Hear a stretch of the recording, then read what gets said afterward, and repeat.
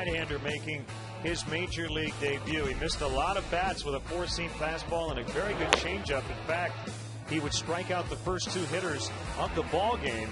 But Milwaukee would then rally with 2 outs, and eventually on a pitch that was up, Casey McGee knocking in Ryan Braun, and it was 1-0 Brewers. Bottom of the first, Derek Lee. A shot into the right field corner. Starlin Castro would score. Derek looked to be in good shape for a double until he slipped on the first base bag, so it ended up being a long single. So 1-1. Milwaukee would get the lead again in the third inning. Prince Fielder with another hit in this series. Ricky Weeks scoring. It's 2-1 Milwaukee. They would then add on. This was a big run here as Chris Narveson knocked in his battery mate Jonathan Lucroy. 3-1 Milwaukee. Into the 7th, Casey McGee with a line shot, diving catch by Marlon Byrd. It ended up being a sacrifice fly. 4-1 Brewers. The Cubs would come back on a Kosuke Fukudome pinch hit home run. The second such home run of his career. It's a 4-2 game in the 9th inning. Starlin Castro, the good, he knocks in Mike Fontenot. The bad, he slips as Jim Edmonds had a little trouble with the base hit. Eventually, Castro would be thrown out at second base. Instead of a runner at first or second with 1 out, it was nobody on, 2 down. Derek Lee striking out against Axford. Brewers win the game 4-3, and Bob, another 1-run loss for this tough luck Cubs team. Yeah, and usually when you lose a 1-run ball game, it's because of some kind of fundamental breakdown, unfortunately for Starlin Castro, and we're not putting it all on Starlin Castro, but once you stumble between first and second, you got to reverse engine to get back to first as quickly as possible. So the Cubs losing their 7th consecutive game, but the starting pitcher very good in his major league debut. Thomas Diamond with 10 strikeouts, 3 runs allowed in 6 innings, and he caught up with our Luke Stuckmeyer earlier today. All right, thanks, Len, here with Thomas Diamond. Thomas says that first major league experience soaked in a bit. Yeah. Oh, definitely, yeah. It was nice to get here the day before and just get to see where everything's at. Whether it has, instead of having to do that the same day, have the pitch, get familiar with it, and just worry about pitching yesterday. Before the game, our cameras caught you down in the corner. Is that a ritual? You kind of lean down, and what's going through your head there? Yeah, that's I've done that ever since high school. I run out to center field. I find a spot where I can do a couple quick calf stretches, a little groin stretch, and then go. I go into a prayer that I was taught in high school, and then I ask my cousin and my grandparents that have passed away just to be with me and thank God for the blessings He's given me. Ask Him to continue to bless me and my family. Has the experience getting here been difficult for you? Because you're a former #1 pick. You were the top pitcher in the Rangers organization, and then injuries kind of grabbed you. Oh, yeah, it's been a long, hard road. A couple injuries have sidelined me, and never lost focus, though. And I guess it just kind of helped to make me a little bit stronger going through those tough times. Can you take us through the road that you went through and the types of injuries you've had to deal with? Yeah, started out having a pretty good career, got to Double-A my first full season, and shortly that next year after I started having a little pain in my elbow and pitched the entire season, 06, with a little bit of pain, had a pretty good year, and went into spring training the following year trying to make a team. And I go down with needing Tommy John surgery on March 20th of 07. And that came back finally all the way in 14 months later. And then at the end of the season, I had to have ankle surgery, so it cut my season short again. And then shoulder impingement last year, early in the year, kind of sidelined me for about 2-3 weeks. And then just never really was the same after that. Didn't feel quite right. And then finally started feeling a little better this past off-season when I went down to Mexico and pitched. So you grind away, you get to the Cubs organization, you get your chance, and you get 10 strikeouts, tying a team record. How does that feel? Well, I didn't even know what I had until after the game, and it's good to be a part of history there, but I wish I'd have thrown a few less pitches and got a few more innings in instead of so many strikeouts. But it feels great just to be mentioned with Mark Pryor and stuff like that. So 122 pitches, that hasn't happened in like 9 years in the major leagues for a debut, and it was hot out there. How tough was it on the mound? Oh, it's what I do. I pitch, so I just keep running me out there until I'm not effective anymore, and hopefully I can do it in a few less pitches, like I said, next time. you've earned a chance to start again on Sunday, and that's really the main goal, is to get noticed and get some experience, right? Definitely. The more times I get to run out there, the better for me. All right, final thing. I keep wanting to say Dustin Diamond, the kid Screech from Full House. I get Luke Skywalker growing up as a kid. Yeah. How many times did people ask you, are you Screech's brother? A bunch. I've actually got that before. People have said, hey, is that your family? Is that part of your family? No, from what I know, there's no relation there. All right, see, we got Screech's brother and Luke Skywalker. We're in the same boat here. Len, we'll send it back to you. Luke, I was thinking more of Neil Diamond, but that's just my musical background. We'll have more as we get set for the Brewers and Cubs from Wrigley Field.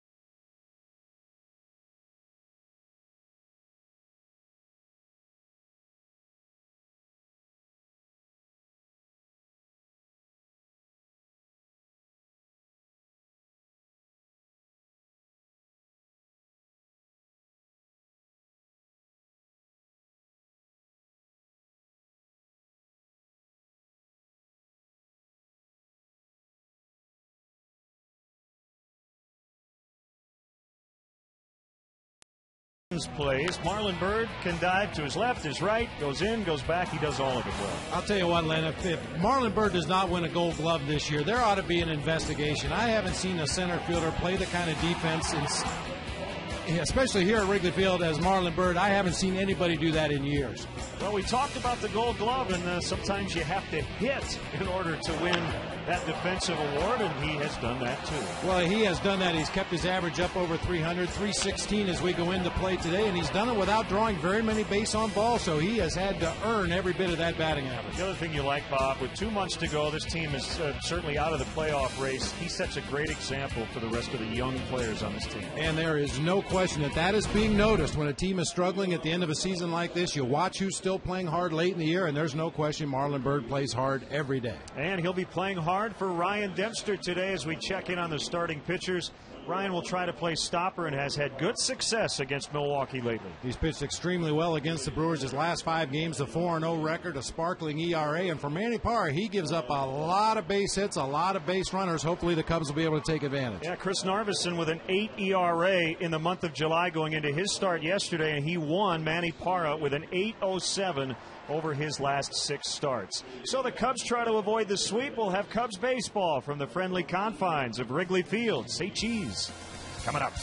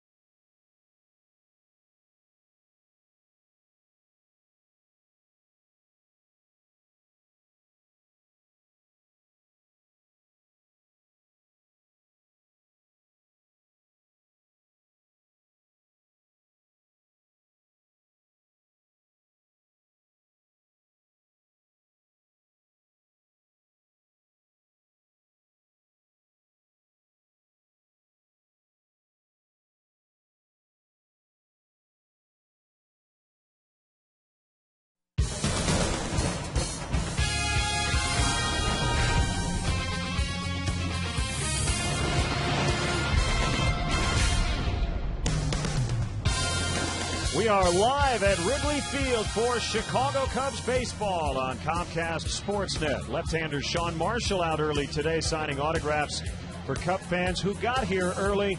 It's the third and final game of this series. The Cubs try to avoid being swept by Milwaukee here at Wrigley Field for the first time since 2002. Hi again, everyone. Alongside Bob Brenly, I'm Len Casper. If the Cubs are going to avoid the sweep today, it would certainly behoove Ryan Dempster to take care of Ryan Braun and Prince Fielder. You know, Len, we heard about this Brewers offense coming into this series. They were kind of an all-or-nothing team. They're 133 home runs, lead the National League, third in all the majors. But these two guys in the middle of the lineup have shortened up their swings in this series. We've seen a lot of base hits up the middle and to the opposite field from both these guys. The Cubs have been in a lot of blowouts during this 7-game skid, but there have also been some really tight games, another one-run defeat last night, and that has been a real problem this year. And part of that can be attributed to the young bullpen guys that come in and are put in a situation that they probably don't belong in at this point of their career, and also some lack of fundamentals that have hurt the Cubs in those close ball games. So they will try to get the win today. Off day tomorrow. The Cincinnati Reds come here on Friday. We're getting set for our national anthem, and let's send it down to the field and the public address announcer here at the ballpark, Paul Friedman. Cub fans, now we ask that you all please rise and kindly remove your caps and direct your attention to the field. Fidelity Future Stage, created by Fidelity Investments, is a program that supports art education in public schools across the country. Since 2006, Fidelity Investments has supported more than 23,000 students from 160 public schools in 26 cities and donated more than $1.4 million worth of new musical instruments. This spring, Fidelity Future Stage conducted a search for high school musicians and vocalists. 4 student acts were selected to perform at Orchestra Hall. The students received coaching from professional musicians and performed at the June 7th Chicago Symphony Orchestra concert. We congratulate the 2010 Fidelity Future Stage competition winners for their extraordinary achievement.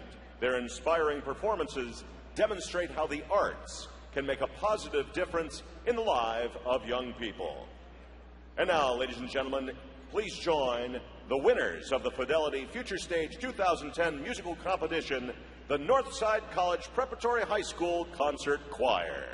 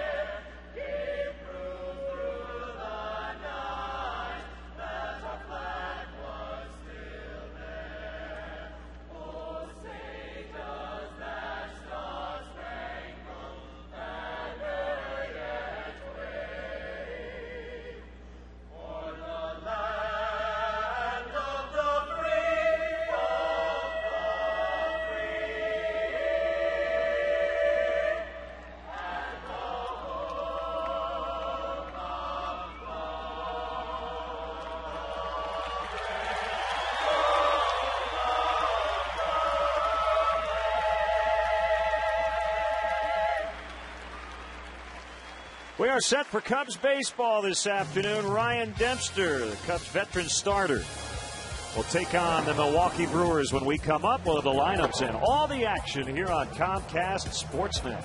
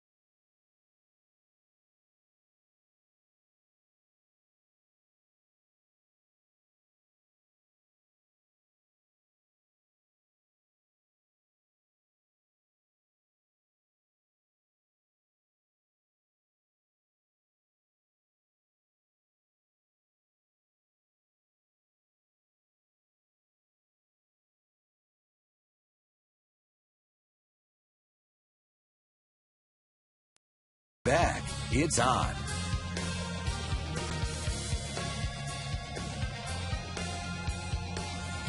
You're watching the Cubs and the Milwaukee Brewers on Comcast Sportsnet, presented by Allstate. Warm and very muggy here on the north side. A lot of rain this morning.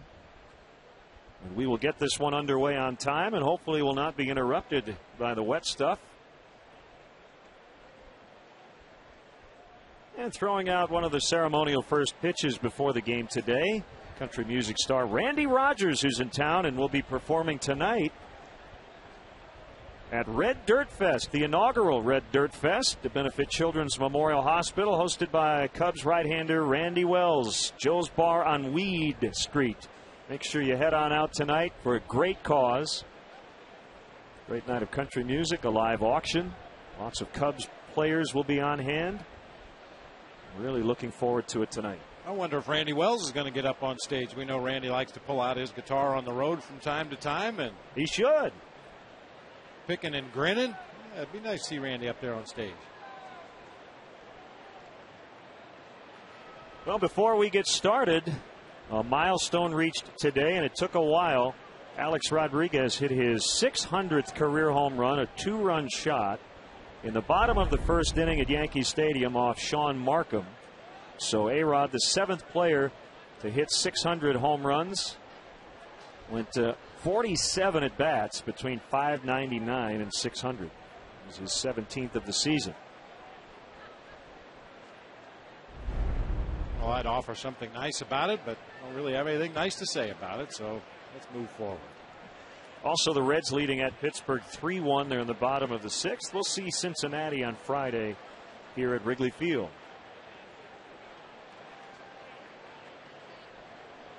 Well, and because of the amount of rain we had this morning, the umpires came out about 45 minutes ago and kind of took a lap around Wrigley Field just to make sure that the conditions were okay. You know, a lot of times with the naked eye, you'll sit here and look at the field, and the infield, of course, covered with the tarp. It's in great shape, but occasionally there are little hidden spots where the water tends to kind of lay out on the warning tracks in foul territory down in the bullpens. But the umpires took a lap, declared the field ready to go, and here come the Cubs.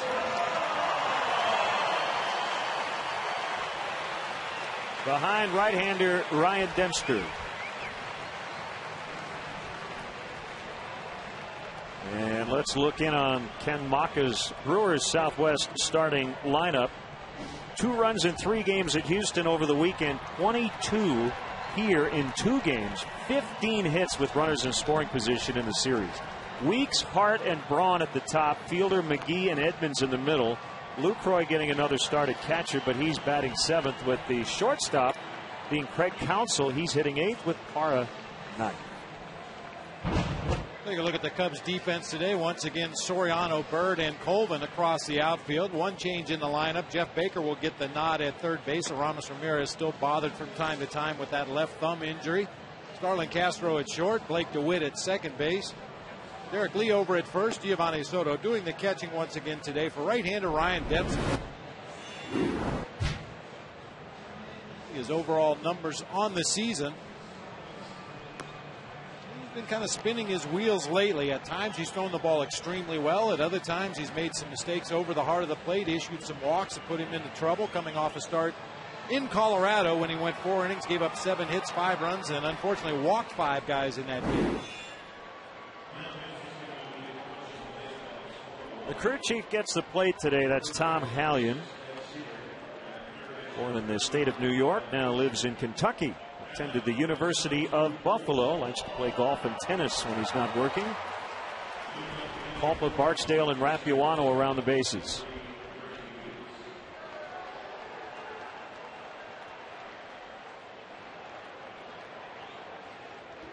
Second baseman Ricky Weeks having a fantastic year as the Brewers' leadoff man.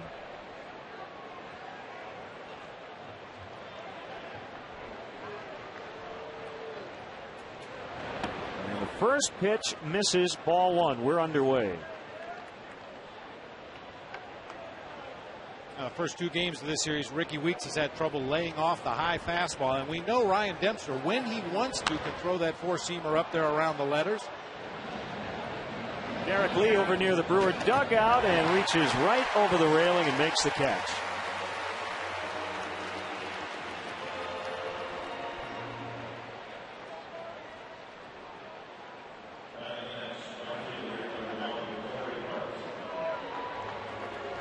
About 71 when I got to the ballpark. It's now 81, muggy, and the wind is out of the east, currently at 7.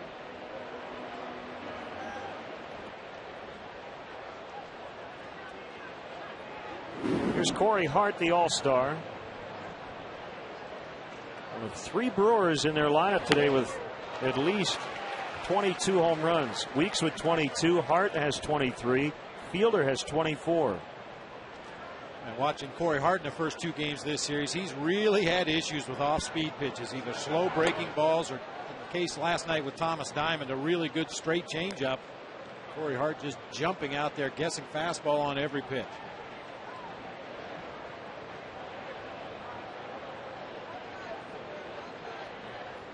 You mentioned his hands a lot lower this year. He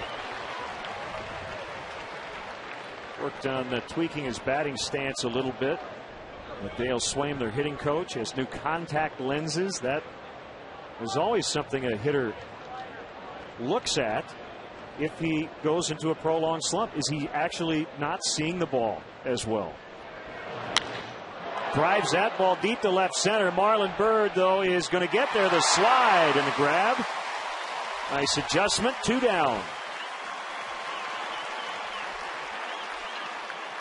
As Marlin broke on that ball, I thought he was going to have to dive once again, which is an everyday occurrence for Byrd out in center field. Looked like Corey Hart hit that ball off the end of the bat. You could see Marlin changed his route right at the very end, the last couple of steps, into a slide and made a nice catch. Well, you know, the outfield grass is a little wet. It's more fun to slide that way. Slip and slide. Yeah. Had a long chat with Marlin today about just the idea of potentially winning a Gold Glove, and it would mean a lot to him. He has worked so hard on his defense, and he goes back 9-10 years, and he heard the whispers from scouts who never saw him play center, but they just looked at his build and said, no, don't like him in center. And then they watched him play and said, okay, I'm good with him in center. Yeah, Marlin almost had a defensive tone when he talked about his defense. You know, if you haven't seen me, reserve judgment. Watch me play a while before you make a judgment on what kind of center fielder I am. Well, he's made a believer out of me.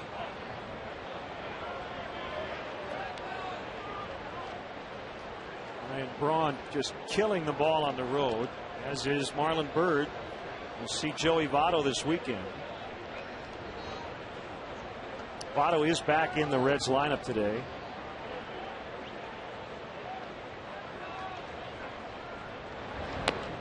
And he's dealing with a right wrist injury, but nothing that kept him out of the lineup today.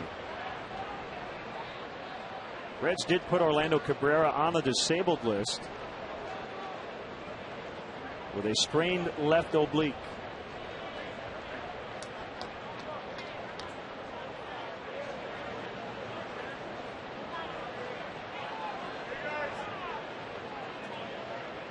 Three and 0 the count on Ryan Braun. Here's the pitch. That one missed up, ball 4. Ryan was not talking about Ryan Dempster, not happy with himself. In his last start at Colorado, he walked 5 guys. And any veteran pitcher in the National League who has been through Mile High Field a few times, Coors Field, they know that that's a recipe for disaster. Putting runners on base in a ballpark that surrenders a lot of extra base hits and home runs. It's now 60 walks on the year. Ryan in the top 5 in the bases on balls category. Jonathan Sanchez of the Giants has walked a league high 65. 5 straight bad ones, 1-0 on Prince Fielder.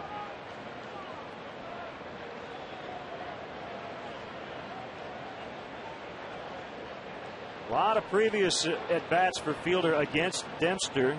9 for 30 with 2 home runs, and he almost had a third, but it was taken away by Reed Johnson. It was last year at Miller Park. I'd forgotten that Ryan Dempster was the man on the mound that day.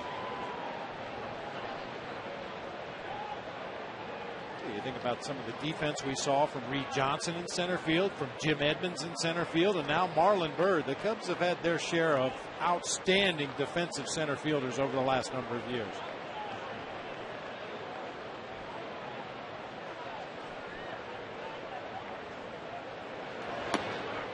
That's a strike, breaks a string of 6 consecutive balls. 2-1.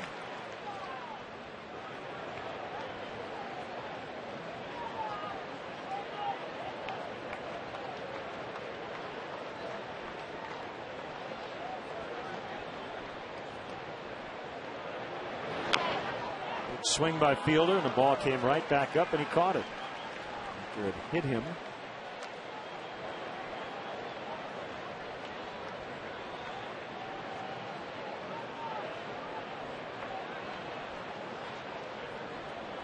Fielder's been an all-star twice.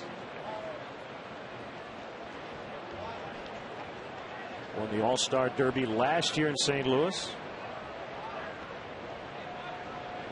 Tied for first in the majors in 09 with 141 RBIs. He's not going to win an RBI crown this season. Swing and a miss.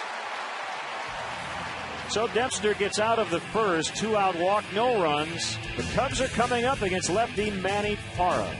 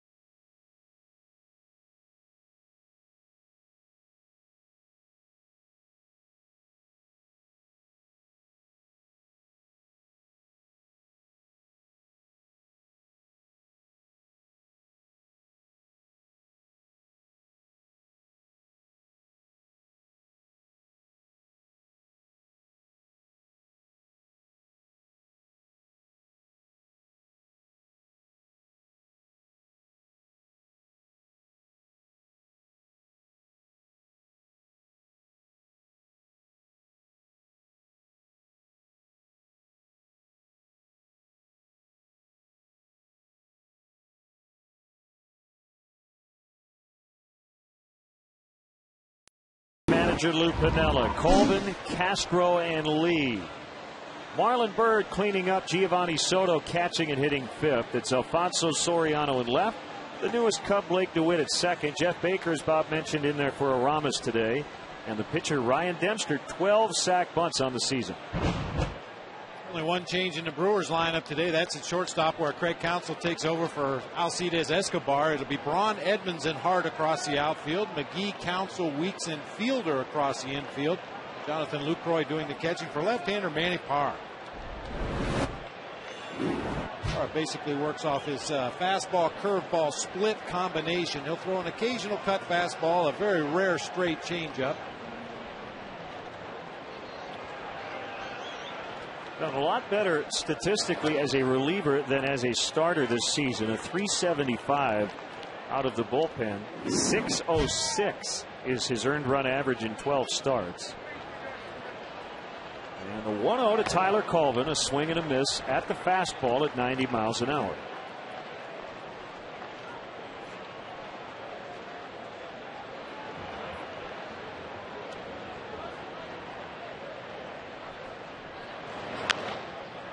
Line foul down the left field line.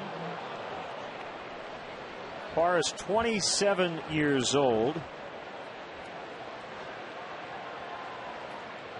Born in Carmichael, California. 6'3", 216.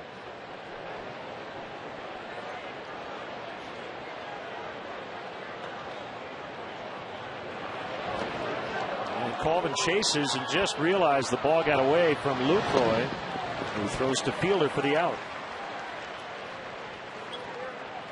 We saw the breaking pitch from Manny Parra, the curveball. He'll use that mostly against left-handed hitters, use the splitter more against the right-handed hitters.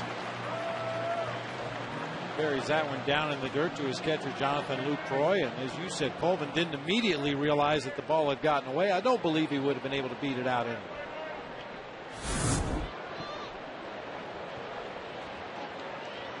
If you look at his starts this season, he's basically been a 5 to 6 inning starter. In July, went 6 innings once. Basically went between 5 and 6 in every start last month. And the pitch count between 90 and 116 during that time. I heard Thomas Diamond tell Luke Stuckmeyer before the game he was generally happy with his outing last night, but would have preferred to stretch it beyond 6 innings as he made 122 pitches and had 10 strikeouts. He will get his next start on Sunday against the Reds. Well, and to his credit, Thomas Diamond didn't seem to show any ill effects from the high pitch count. He had thrown as many as 118 at AAA Iowa and still had very good stuff right up to the very end of his outing last night. Well, he's not a kid. He's 27 years old. And as you said, was strong throughout his major league debut. Ground ball stopped. It's McGee in there, not Counsell, as Fielder with a nice pick at the other end. Check that. Counsell at short today. McGee at third. Nice play by Casey McGee to get Castro for the out. Yeah, McGee playing about even with the baseline down there at third. That ball took a little bit of a squirrely hop further to his left, caused him to drop down and kind of lean into that ball. Wasn't really a dive, and then a nice pick at the other end by Prince Fielder for the out. So Derek Lee with 2 outs takes it outside, ball 1.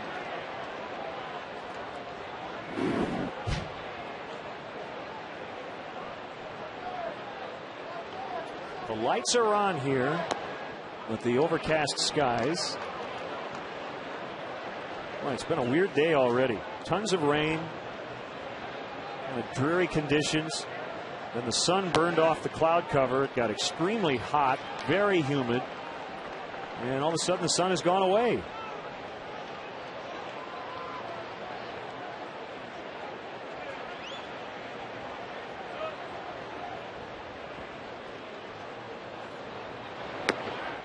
Called strike, 3-1.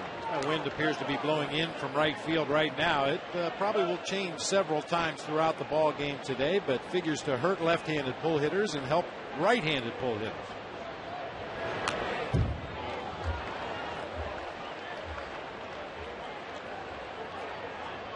It's nice to have a little breeze today. Sure is. Ooh.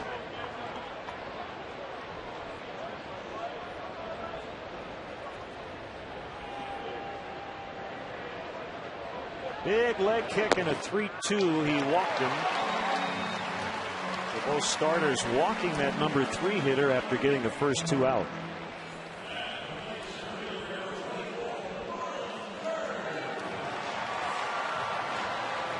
Good to see Derek Lee back in the lineup today with no ill effects from that tumble he took at first base last night. He landed hard on his right elbow, right wrist. He was still shaking that right wrist out a couple innings after the tumble at first base. I saw him today. I said, "What did you hurt your elbow?" He said, "I don't even know what I hurt." I think it was a little bit of everything. More embarrassment. It might have hurt his ego more than anything else. I was kind of surprised the guys didn't have a little fun with him today, as we're going to get a look at the play last night. Derek with a drive down into the right field corner. Had thoughts about going for 2, but stepped on the top of that wet base and just went down in a pile. Similar thing happened to Randy Johnson when I was with the Diamondbacks, and the players came out early the next day and had a chalk outline of a body over there by where the first baseman normally positions himself. Did they have enough chalk to deal with a 6'10" man? Oh yeah, they made it life size. Arms and legs askew. I was talking with Alan Trammell today. You know, the bases are not flat. Counsell will get it to Ricky Weeks. We'll talk more about that. The art of base running with one of the best ever, Bob Brenly, when we come back.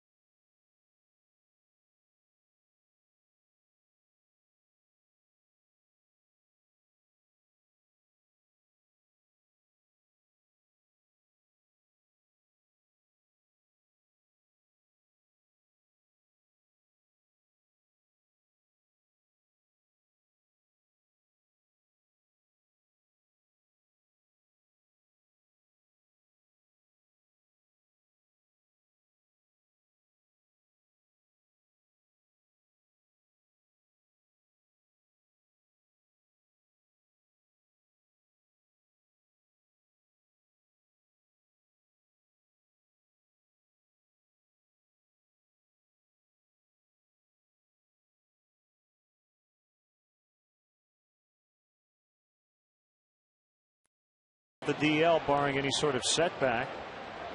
Coming up within the week. And Mark Cuban, Jim Crane are going to join forces in a bid to buy the Rangers. So that odyssey's not over yet. And Torrey Hunter moving to right field for Peter Borges. Yeah, the pride of Notre Dame Prep High School in Scottsdale, Arizona. Former teammate of my son Michael's there. And he has breezed through that Angels minor league system, having a bang up year at AAA Salt Lake City. And he's going to get the opportunity to start in center field for the Angels. So we get into the second inning as Casey McGee will face his former teammate Ryan Dempster. You know, Chris and Janet Borges, Peter's parents, are extremely proud of him, and they're en route right now to go watch him play.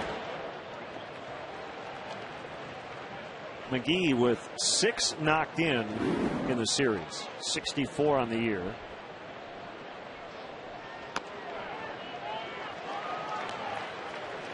Oh, and 2 the count. Torrey Hunter has played center field for the last 11 straight years.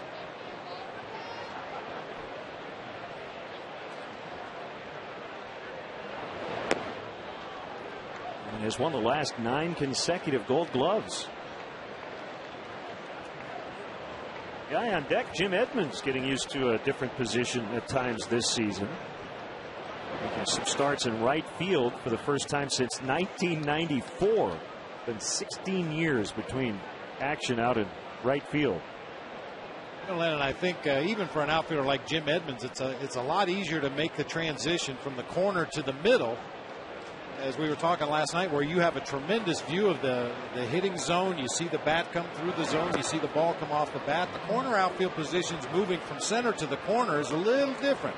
You don't have that same luxury. You don't get that same early jump on the ball that you do in center field. But a guy with the skills of Jim Edmonds, he can play anywhere out there in the grass. Swing and a miss, strike 3 to get Casey McGee.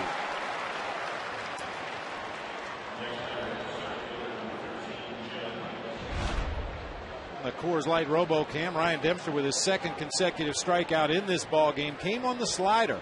We've talked a lot about Ryan Dempster over the last number of years. On a given day, he's got a better split finger, so he'll go to that more often. Other days, the slider will be his go-to pitch, and on those rare days when he's got it all working, that's when he can dominate an opposing lineup.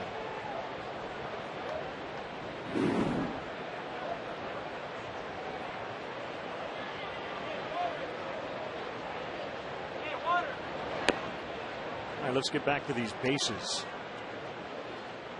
They're not flat. The key is to hit the corner to help propel yourself around the base. And in Derek Lee's case, we had the shot. He was not looking. He was looking into the right field corner, and you see it's almost like a dome on top. And when the top of that base is covered with water, as it is early in the game after the grounds crew waters the field, it is as slippery as ice on top of that base. That's why you want to always hit the front edge if you're running straight through the bag, or hit the corner if you're trying to turn and go to second base. Second walk issued by Dempster. Really, you just use the base to kind of help change your direction. As you get down there to first, you hit that bag and use the push off of the base to propel you towards second base.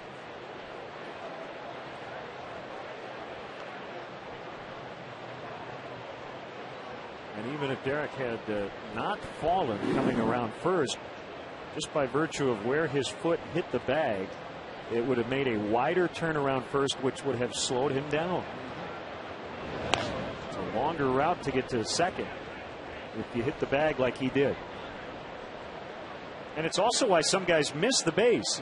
I think a lot of people are like, well, how could you miss a base? Well, if you're trying to hit that front corner and you're going really fast, you might miss it completely. It has happened on occasion, and that's why you see a lot of appeal plays. And once again, that's part of your job as a catcher. On a base hit to the outfield, you watch that runner go down the first baseline. Everybody else is watching the ball in play and setting up a cutoff or a relay or getting ready to throw the ball back into second base. But your job as a catcher is to watch that base runner and make sure he steps on first base. A pop-up for Derek Lee in foul ground. Lucroy is out.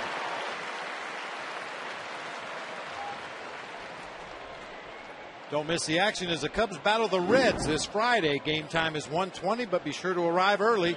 The first 10,000 fans will receive a Cubs 3-ring binder, compliments of Promo Works.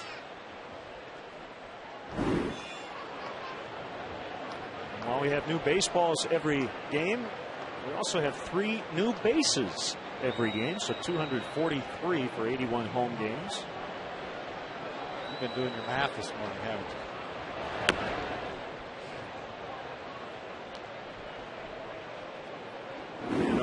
Inside on Craig Counsell getting the start at short. I wish I could say I was good at math. Christine Charbonneau, our stage manager up here with a big calculator. 81 times 3.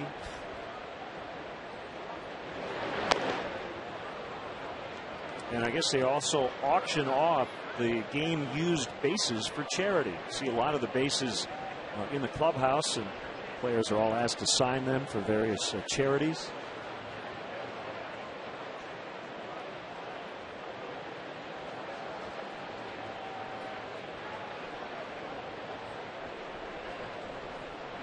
How many home plates Roger Baird has stashed here at Wrigley Field.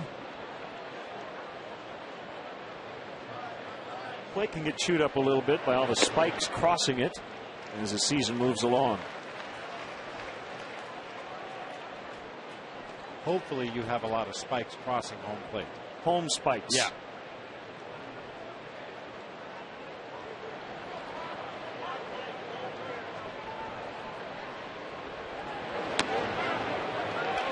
Two on Counsell.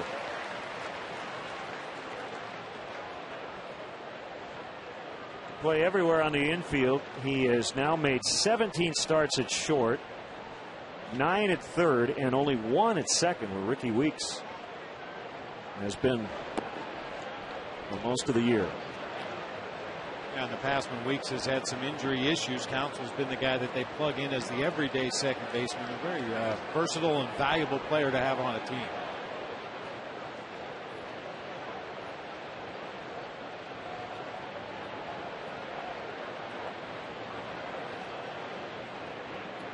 (3-2) at Edmonds running, and a roller to Blake DeWitt.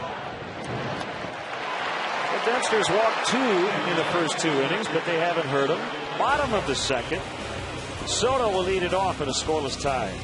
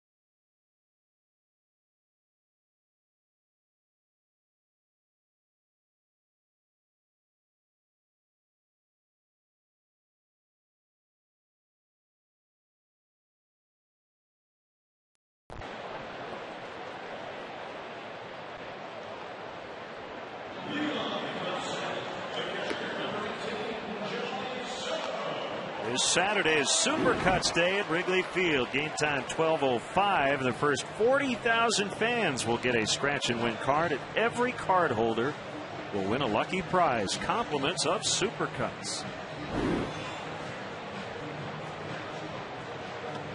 We'd like to welcome those watching around the world on the Armed Forces Network.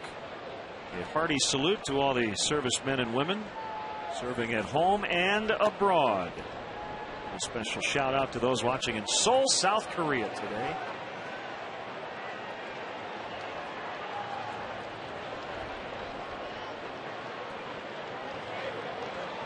We want to welcome the Pioneers Plus group from the Z. Frank Apache Day Camp in Northbrook in attendance. Big crowd here today, hoping the Cubs can end a 7-game losing streak. It has spanned the last week plus. As Soto hits the first pitch to right, Corey Hart is there to make the play.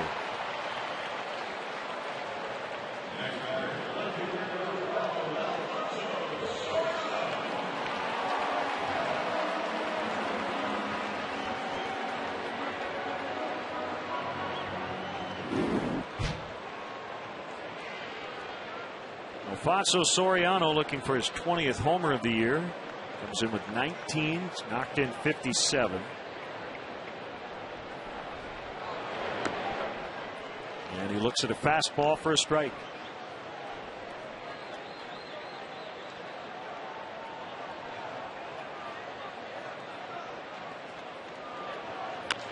Oh, knocked down. That hit the midsection of Manny Parra. May have gotten his arms in front of his stomach.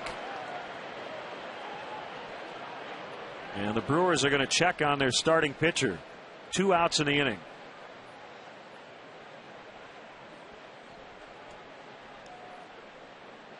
He doesn't have a chest protector like the catcher does. No, he might need one after this, though. From our Coors Light RoboCam, a rocket hit right back through the mound. That might have hit him in several different places. Looked like it caught him in the thigh and then ricocheted up into the midsection. Unfortunately for Soriano, it dropped right down in front of Manny Parra where he could pick it up and get the easy out at first base.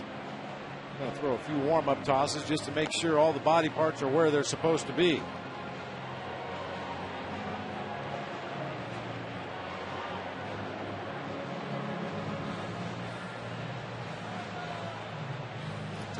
Pitchers are getting hit left and right. It does make you wonder if at some point, not too far down the road, they're going to be required to wear some sort of extra protection. I know it's tricky having them wear any sort of helmet. Maybe some kind of insert or something in the cap.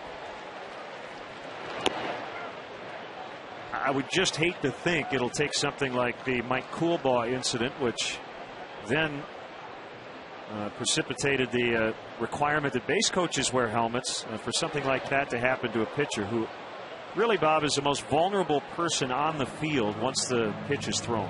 And some more so than others, as we well know from watching Greg Maddux pitch throughout his career and some of the other Cubs pitchers that get themselves in a good defensive position right after they release the ball.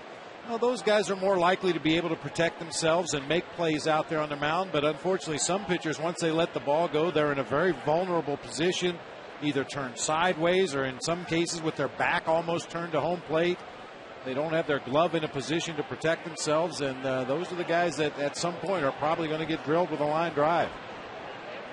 Ross Ollendorf's been hit in a couple different spots in his last couple of starts.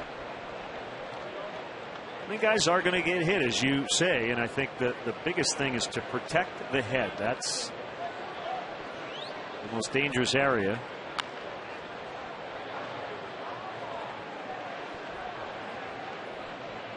Two and two, the count on Blake DeWitt. I don't know what the numbers are, Bob, but I have to think a well-struck ball is going to come back to the mound faster than the pitch is thrown. I got to feel like there are several balls that are hit that are at least 100 miles an hour, right? You think? Yeah.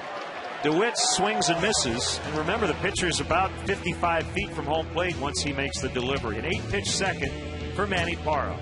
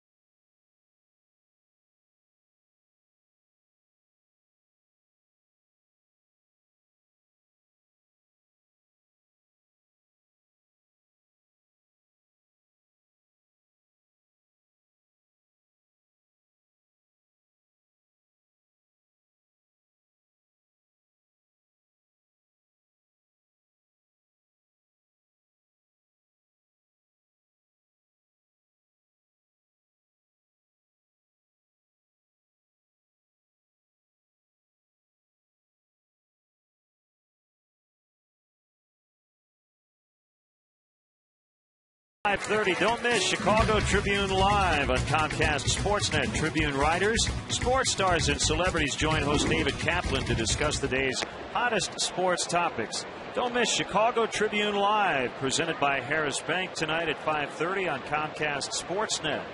Fans' best friend. 1-1 the count on Brewers starting pitcher Manny Parra. Had good production out of their pitching staff at the plate.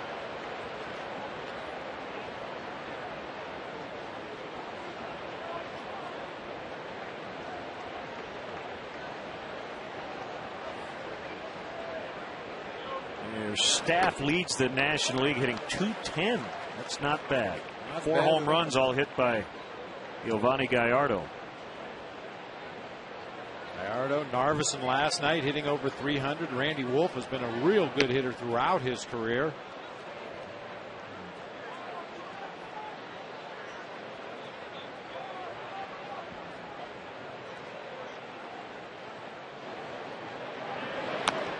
Swing and a miss, strike 3.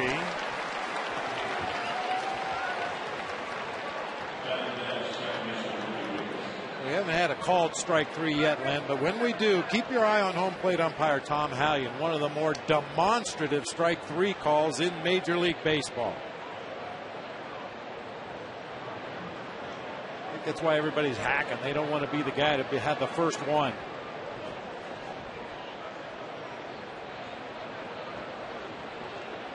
Does he drop a Hawk Harrelson on him and say, grab some bench?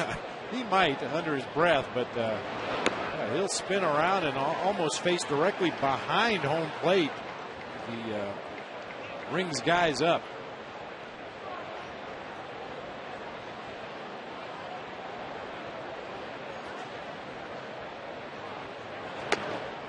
That's up 1-1 on Weeks. Fouled out to start the game.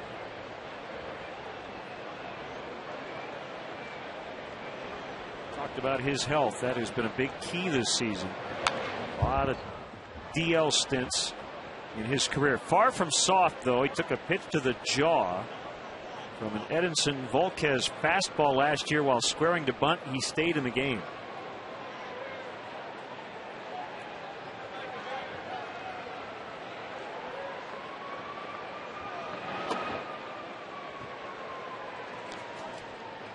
For Weeks, this is his 108th game on the season. His career high in games played 129 2 seasons ago.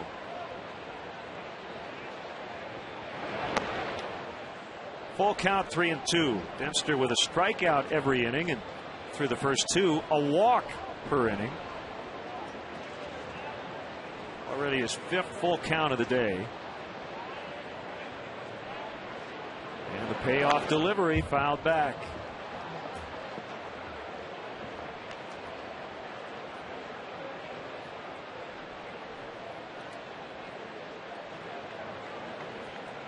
For Ricky Weeks, unfortunately, he's had 4 stints on the disabled list. 3 of those have involved wrist injuries, and those are always tough to come back from. At least initially. You feel like you've cleared all the hurdles and you're ready to start playing baseball again, but your hands and wrists are so vitally important to that swing that usually it takes a little longer than you anticipate to come back to full strength. It's that elevated fastball. We talked about it during Weeks' first at bat in this game. He was unable to lay off against Thomas Diamond last night, and here chases a high fastball from Ryan Dempster. He will take his walks, but he also strikes out a lot. Number 122 on the season. 4th most in the league as Castro recovers in time. Way to stay with it. Starlin Castro had that ball roll right up his body, but he caught it and had time to throw out Corey Hart.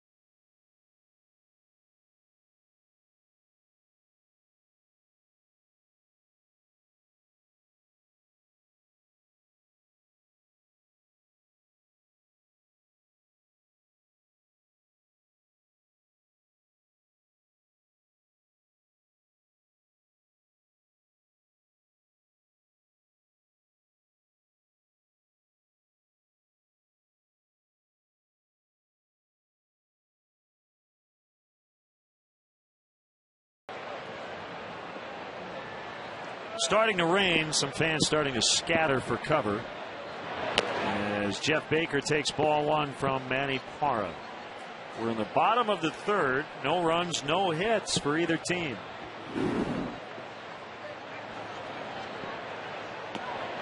That's low. 2-0 the count.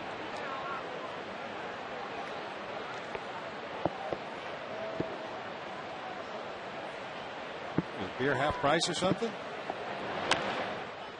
I will say this is Corey Hart running hard, and he will get under it, make the play. A lot of fans in the grandstand area downstairs are moving for cover, but the most exposed place in the entire building is the bleachers, and nobody moving. There are the diehards out there just enjoying their beverage. A little bit more watered down now, but that's okay. Some of them came prepared with umbrellas or parkas or some kind of rain gear, but they're used to it. They're used to it out there. Dry cleaning bags, whatever the case may be.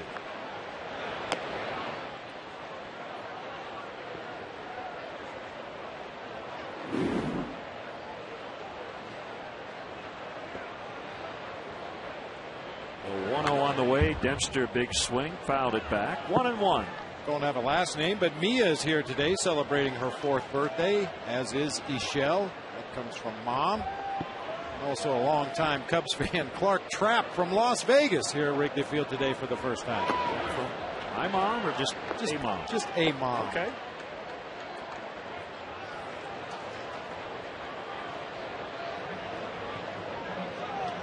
Happy 60th to Ralph Petraza at the ballpark today. There's that Tom Hallion strike call. He's actually toned it down a little bit. He used to be a lot more demonstrative. Kind of turns his back to the hitter. And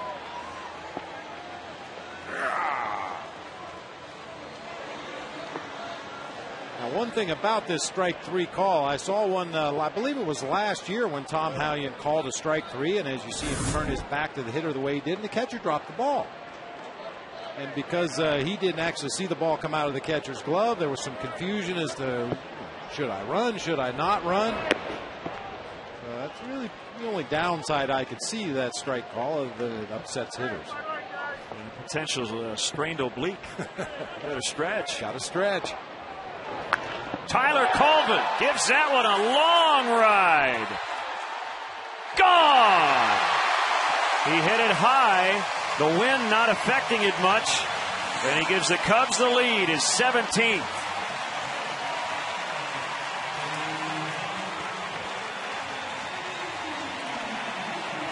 Good timing for Tyler Colvin as the rain started here in this inning. The wind seemed to die down a little bit. He really crushed that ball, and it did not get far out of here, but far enough for a home run. A fastball knee high on the inside part of the plate. The only question was fair or foul, and it gets about 3 rows back into the bleachers right down the line. He leads all rookies in home runs as Starlin Castro follows that up by splitting the gap in right center.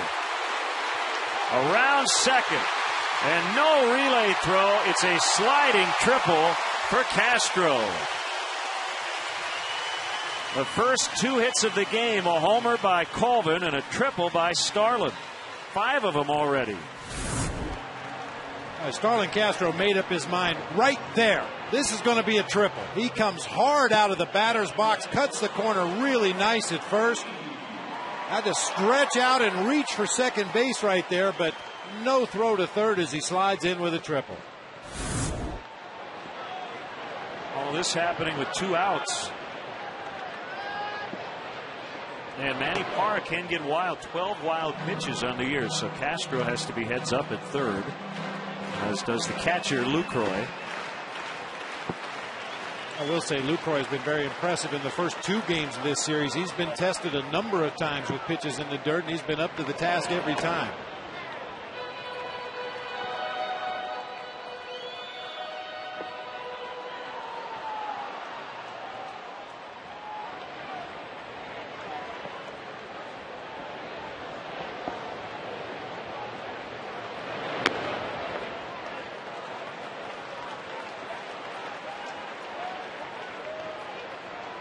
3-0 on Lee with Marlon Byrd waiting on deck.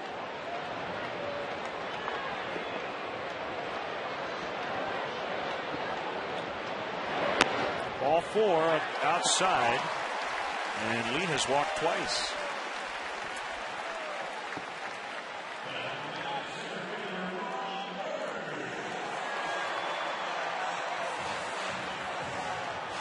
Veteran pitching coach Rick Peterson is going to head out to the mound.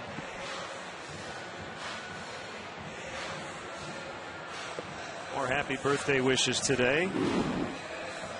Happy 65th to Neil Anderson. Happy birthday to Chuck Mossberg. Big group from Rochelle, Illinois in attendance.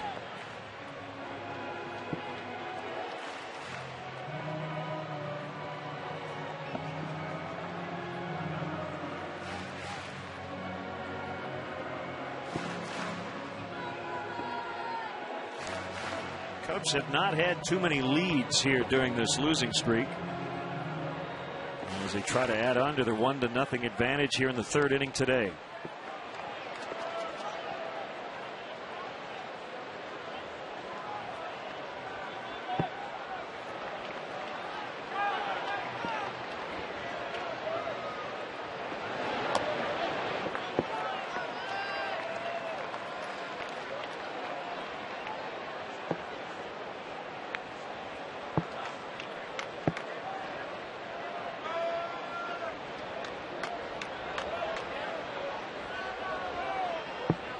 The 1-0 to Bird, swung on and missed.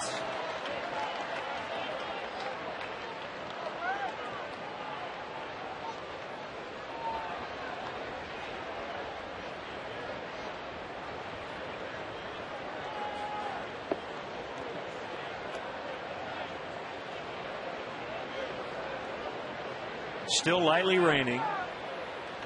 Not enough to stop the game. Low and outside on a fastball, 2-1.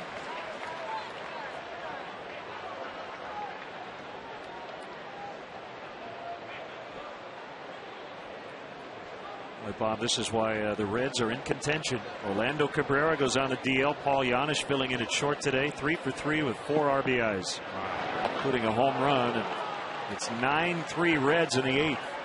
Chris Heisey has started to take playing time from Drew Stubbs. He has 2 hits. Well, it takes a village, I'll tell you. Every time coming out of spring training, we talk about the team and the lineup, and it's going to take all 25 guys that break camp from spring training and probably another 20 or 25 guys that are going to contribute at some point during the season. That's what you have to have if you're going to win. Bird strikes out, but the Cubs get the lead on the Tyler Colvin home run to right. Just inside the foul pole, a towering shot. It's 1-0 Northsiders.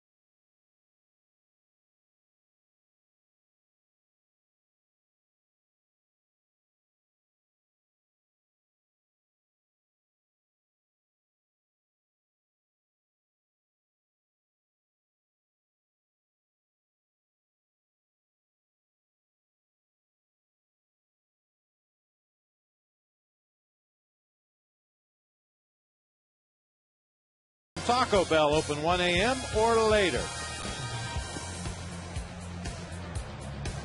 Menard's grounds crew adding a little extra dirt and also wiping off those bases. It's Roger Baird, the head groundskeeper here at beautiful Wrigley Field.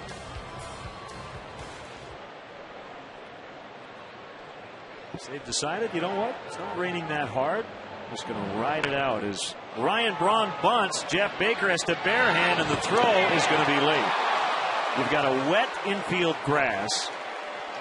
Third baseman playing back against a power hitter. It didn't have to be perfect. It wasn't, but it was good enough. Ryan Braun, not your prototypical slugger. He has good speed and took advantage of the situation here. Jeff Baker playing way back. You mentioned the wet infield grass. That's a good time to try to bunt for a base hit leading off an inning, and Braun beats it by a full step down there at first base. That is Milwaukee's first hit. It's the 9th of the series for Braun. They've all been singles. They put on the big shift against Prince Fielder. So the left side of the infield exposed. And DeWitt has to play in from where he normally would play against Fielder, which would be several steps into the outfield.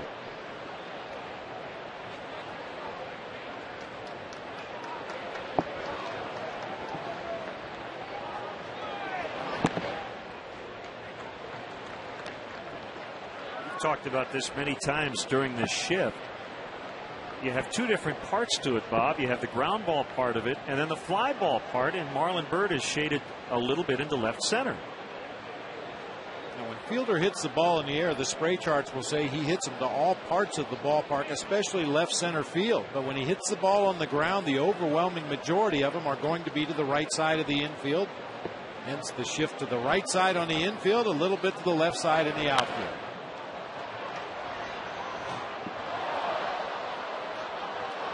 And you will occasionally give up base hits to basically what would be the third base position, but it's in some ways playing into your hands because Prince Fielder is paid to hit home runs. And if he's thinking about trying to roll balls through the left side of the infield, that's okay in most spots. Now, if he does it 6 times in a row, then you might want to change it. A fly ball to left. Soriano drifting over near the line. He will make the play, and that's the first out.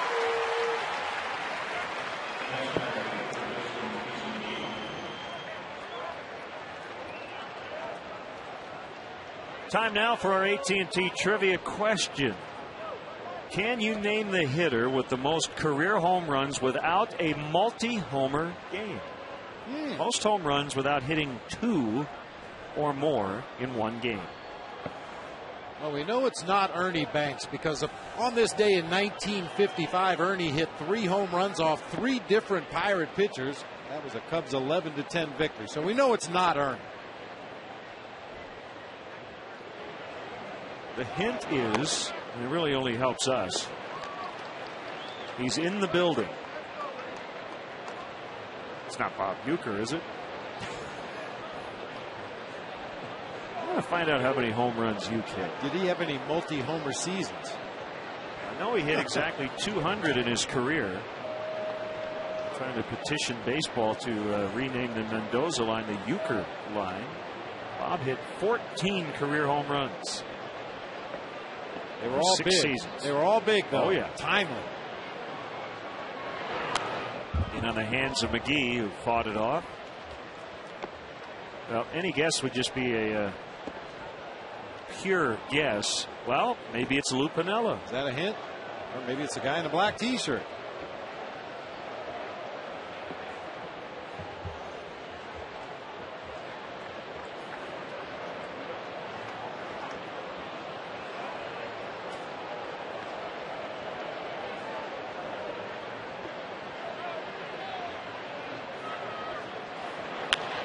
Ground ball to Castro. They try to turn 2. The flip to DeWitt. Relay in plenty of time. 6-4-3 to get Dempster out of the 4th. It's 1-0 Cubs.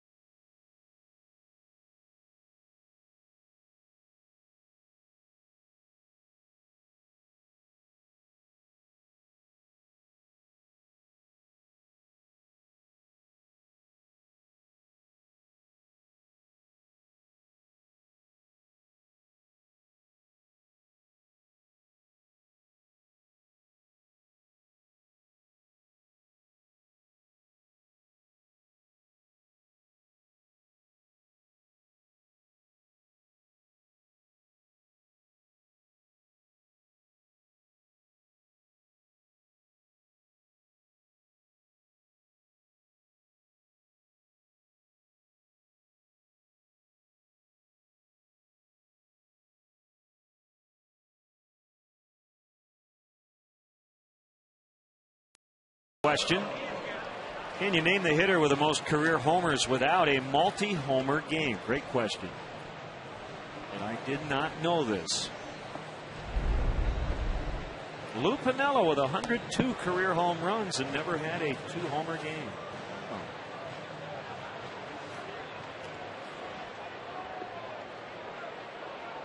When I think back to Lou's playing career, I don't really envision him as a home run hitter. He was more of a gap-to-gap, bring up a lot of base hits over the course of a season, occasionally go deep if a pitcher made a mistake on it.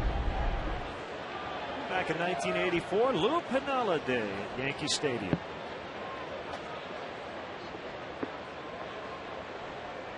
You had 6 career 2-homer games.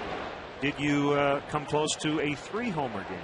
You remember having a couple of extra at bats after hitting 2? Not to the best of my recollection.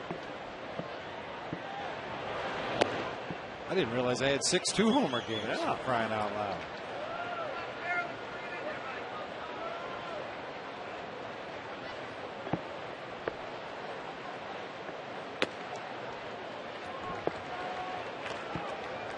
Two and one on Giovanni Soto as it continues to lightly rain here at the ballpark. Cubs leading on a Tyler Colvin home run. So I was continuing to peruse the Bob Uecker page on baseballreference.com. And you know what, Bob? You know, at the bottom of that page, they have leaderboards. You know, if you were among the top 10 on a certain leaderboard in a particular year, as Jim Edmonds drifting back and grabbing it just as he got onto the track. And there were two leaderboards that Bob Uecker was on. 1967. He had the most errors committed as a catcher and 27 passed balls. Ooh. Wasn't it Uecker? Somebody asked him, how do you catch a knuckleball? He said, you wait till it hits the backstop and you pick it up. That's exactly right. I had a long chat with Bob today. He's feeling a lot better. Great to be back at the ballpark. And it's certainly not the same without him.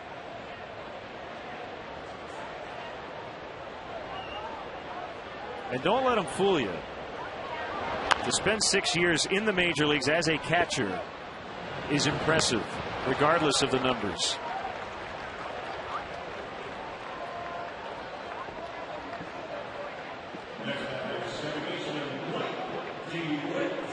Two down, it brings up Blake DeWitt. I think that's because Bob Uecker has been so self-appreciating about his career. The first quote I have on this one website: anybody with ability can play in the big leagues. To last as long as I did with the skills I had, with the numbers I produced, was a triumph of the human spirit. We often talked about when he got signed,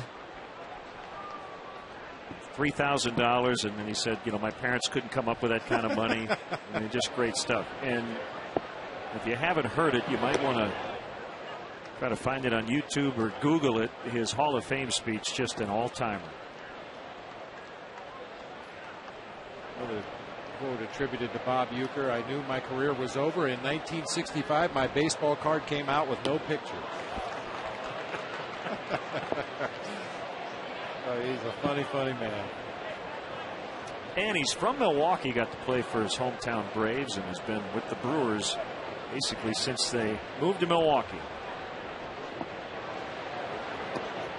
DeWitt strikes out. Parra goes 1-2-3. But the Cubs lead 1-0 as we head off to the 5th.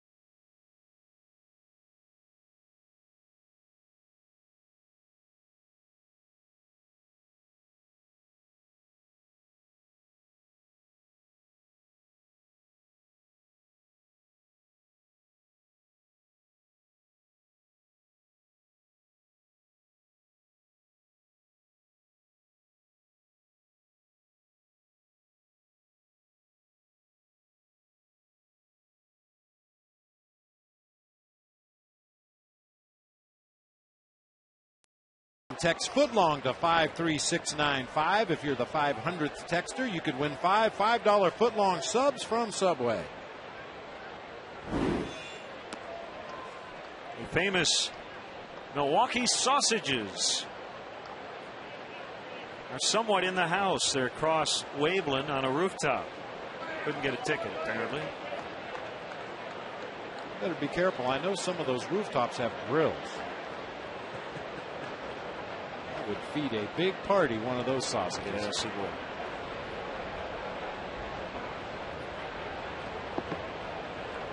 Edmonds, Lucroy, and Council against Brian Dempster.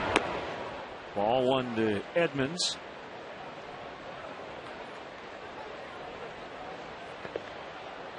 Could not have been easy to get on that patio.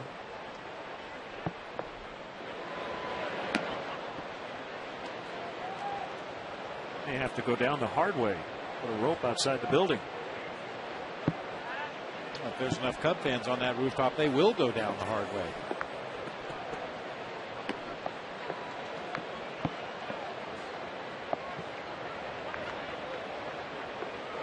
Do sausages bounce?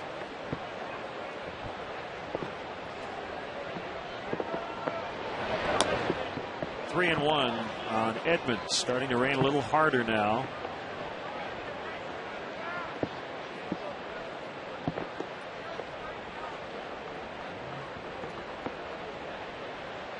Dempster can get these 3 outs with the Cubs maintaining the lead. Then this game is official. Swing and a miss.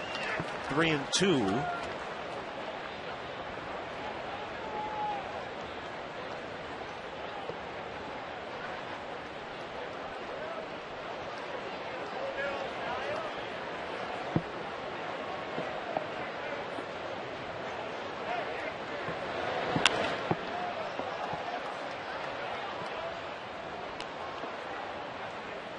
Jim Edmonds is not the guy to have at the plate when you're trying to speed the game along. He's done it in the first 2 games of this series. Get to a 2-strike count, foul off a number of pitches just to stay alive in the at-bat. He single-handedly ran the pitch count up on Thomas Diamond in the game last night.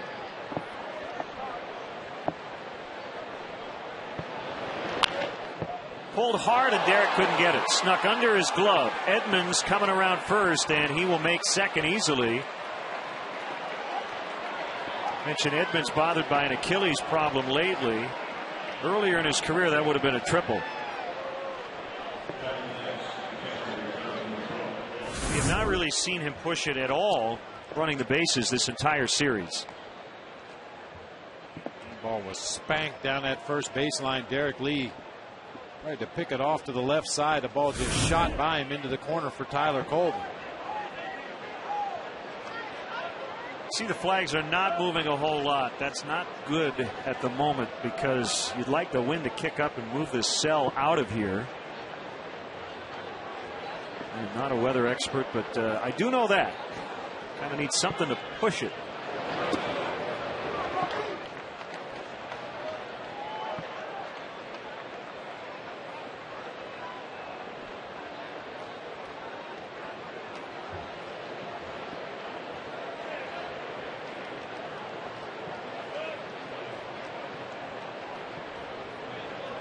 There's the 0-1, Lucroy.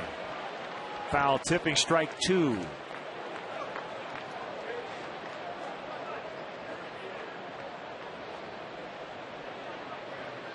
Dempster getting the excess dirt out of his spikes.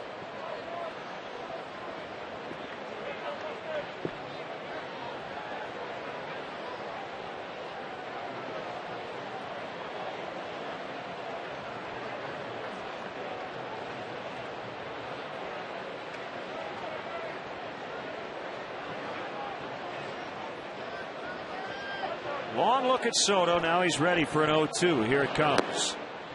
Slider low and outside.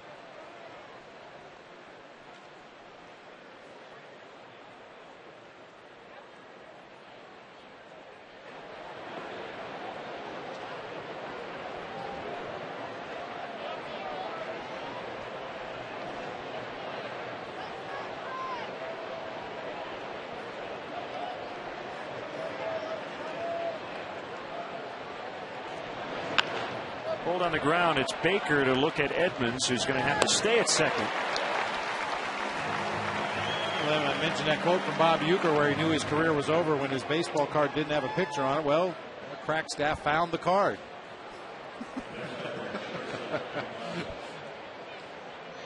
A little Photoshop there, but get the idea. Yeah.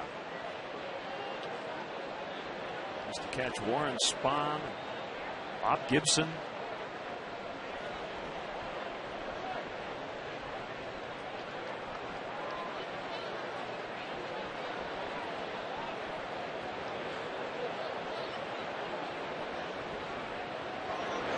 Also said in 1962 he was named minor league player of the year. It was his second year in the big leagues. Gene Mauch was his favorite manager because Mauch wouldn't play him.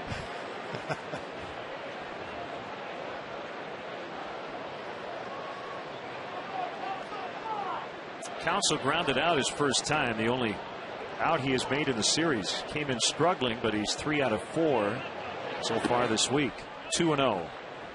Pitcher Parra is on deck, so this is a key guy for Dempster. If he can get Counsell, pretty decent chance of getting out of this inning with the lead.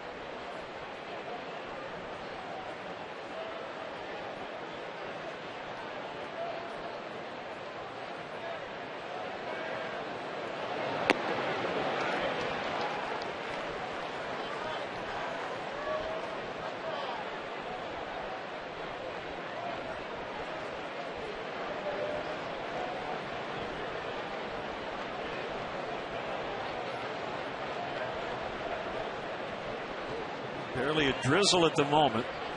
And again, we may be dodging it the rest of the day. The 2-1 to Counsell. Big swing and a miss. 2-2. And the Notre Dame product.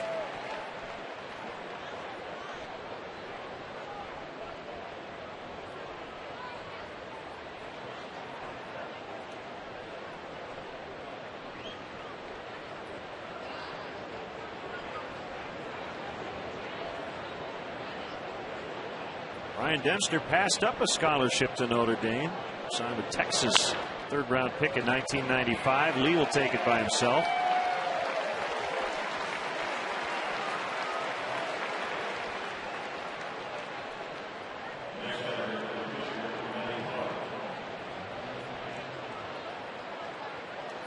Two down. It's Parra.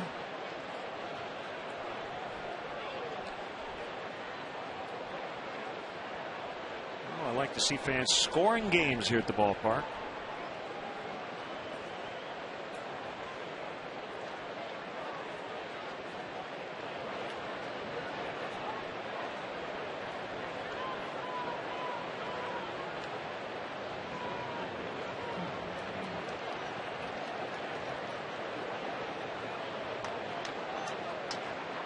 Now Dempster ready. Runner at third, 2 gone, and the pitch to Parra.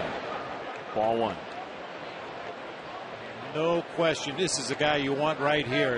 Ryan Dempster talks about inning management all the time, and he needs to retire Manny Parra here with 2 outs and a runner at third base and not roll around to the top of this Brewers batting order with guys on base.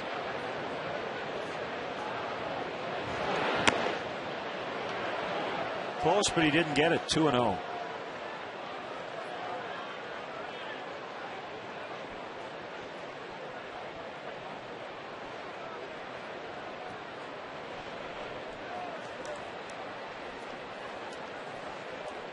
Milwaukee has an off day tomorrow. They'll take on the red-hot Houston Astros starting Friday night. 3-0 on the pitcher. The Astros have won 7 in a row. Beat the Cardinals again last night.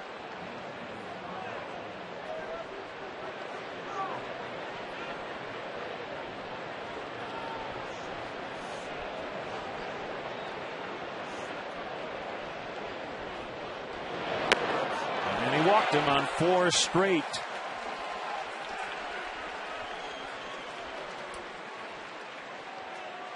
And he'll have to face Ricky Weeks with 2 on. Don't miss the action as the Cubs battle the Cincinnati Reds on Sunday. Game time 1:20. But be sure to arrive early. The first 10,000 fans get a Cubs light switch cover, compliments of ComEd.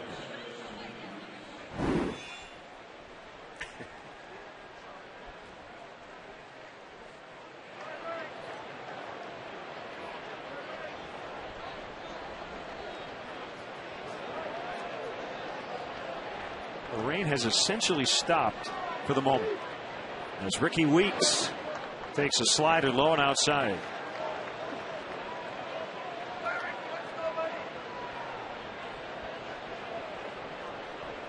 Slightly blowing in off the lake. It's kind of how we started. East at 7. And it was not a factor when Tyler Colvin hit his home run to give the Cubs the advantage. The pitch. 1-1.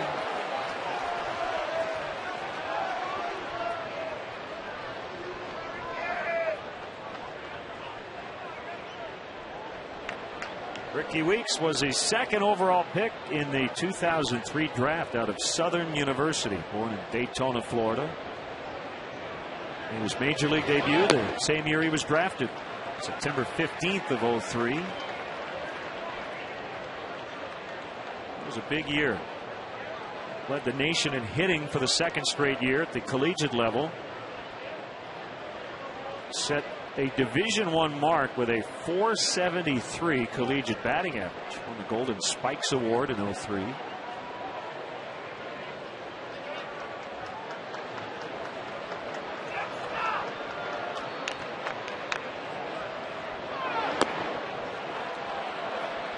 Able to hold 3-1.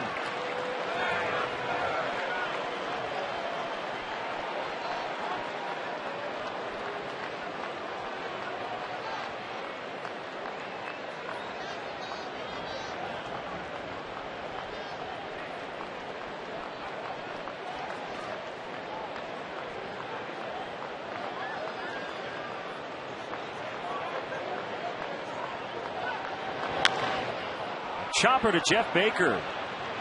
And the throw pulled DeWitt off of second base, and they tie it up as Edmonds scores, and it's 1-1.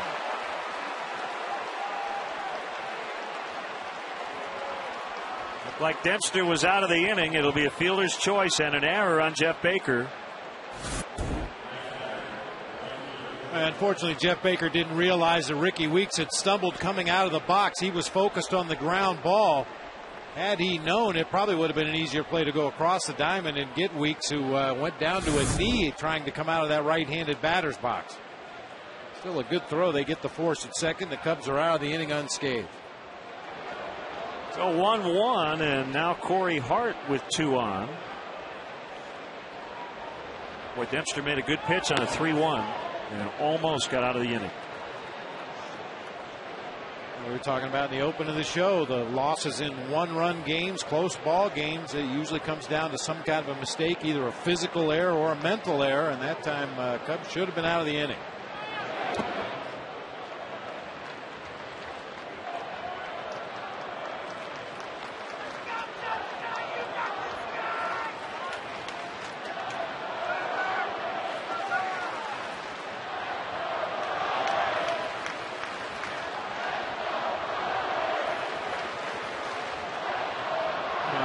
See the quotes after the ball game. If you ask Ryan Dempster about it, he'll say, I should not have walked the pitcher. That was the mistake. It wasn't the error by Jeff Baker at third base. It's the fact that I didn't go after Manny Parra and get him out with 2 outs in the inning. That's right.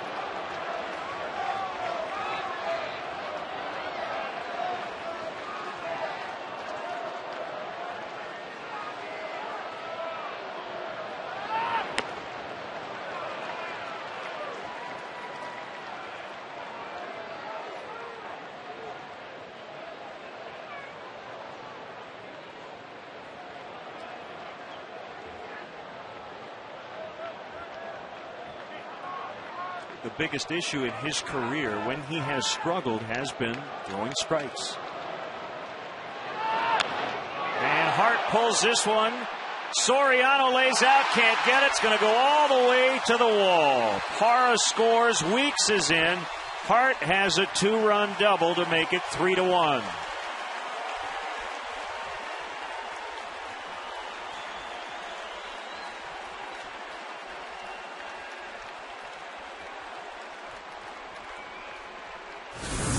Great effort by Soriano out there in left field. That ball was scalded with a lot of topspin toward the left field corner. Soriano comes up just a little bit short with that diving attempt, but quickly gets to his feet and hustles the ball back in to hold Corey Hart at second base. Boy, how quickly things got out of control here in the fifth.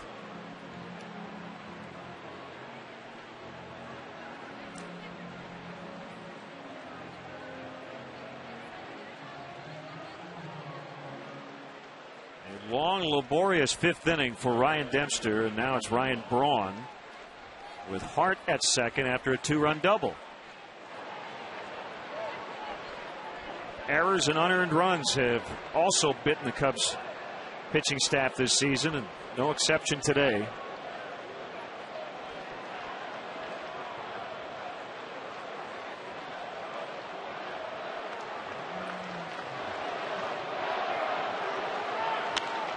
Braun to center, Bird back, he will make the play. But Milwaukee gets 3 runs with 2 outs, helped by a big error from Jeff Baker, and that walk to the pitcher. It's now 3-1 Brewers.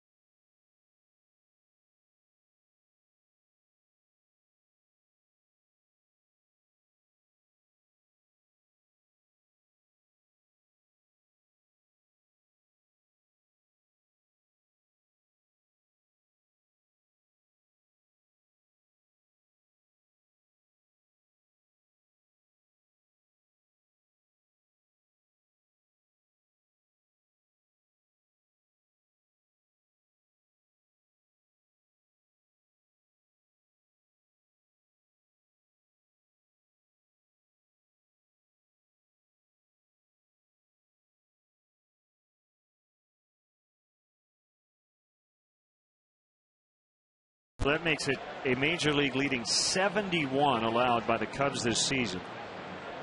The next highest on that list, the Houston Astros, 56. So the Cubs have allowed 15 more unearned runs than any other team in baseball. Just to put that in perspective, Bob, the Minnesota Twins have allowed 16 in 107 games. That's the fewest. Twins, Reds, Padres, Giants, Rays, all at the top. And there's a reason those teams are all in playoff contention, if not leading their division. Yankees, White Sox, Mets, Phillies.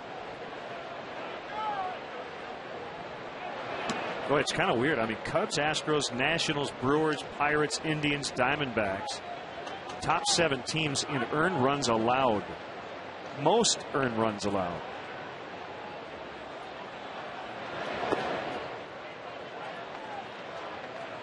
Three and one on Jeff Baker.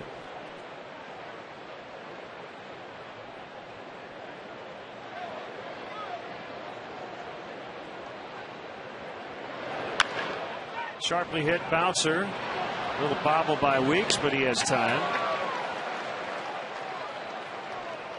Cubs minor league systems had a very good year. Yesterday was an exception, as the Cubs system went 0-6. But the Iowa Cubs went 8-3 on their 11-game trip. Micah Hoffpower's been in a hot stretch. Tennessee will make the playoffs after winning the first half. They're tied for first in the second half.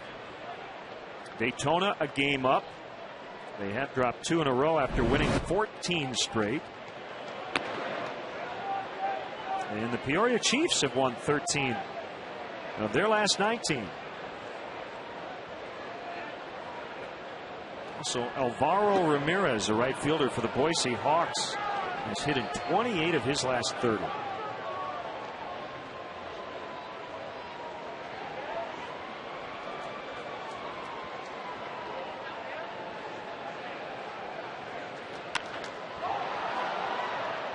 Rainbow into right center. It's Jim Edmonds underneath.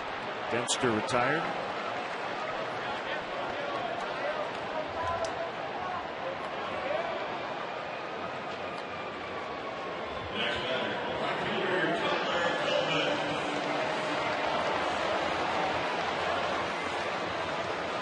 Talked about this earlier this season, Bob. The couple of weeks Tyler spent in the big leagues late in the season last year was very beneficial to him going into this season.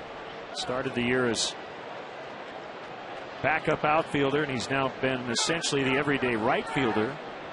It's a big difference when you spend the winter, first of all, understanding the speed of the game, and also there's that little carrot. I don't want to be in the minor leagues again. I like the major leagues. Yeah. That is a big carrot to dangle in front of a guy. He got a little bit of a taste of it at the end of the season last year. As you said, there were some valuable lessons learned as far as the speed of the game, what to expect on a daily basis, how to better prepare because you have more information available. But more than anything else, I like flying in airplanes rather than riding on buses. And I think most guys would tell you, as they dream about being in the majors, when they get here, it's better than they imagined it would be.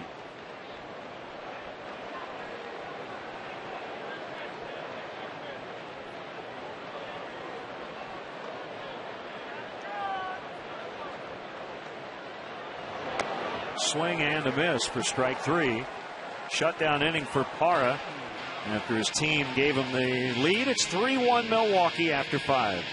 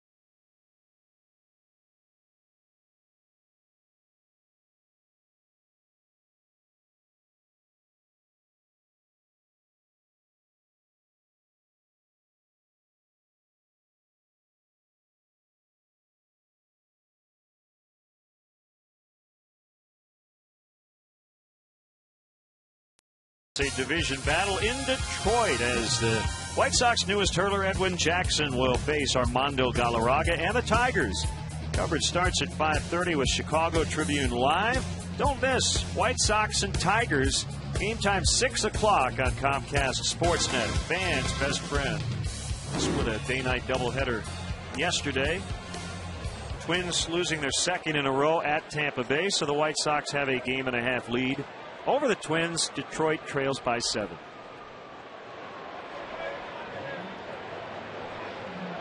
Prince Fielder leading off the Milwaukee sixth.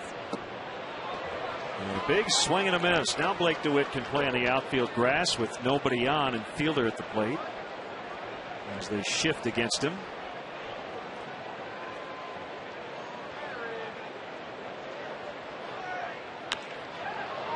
Fly ball out to Soriano, who grabs it for the first out.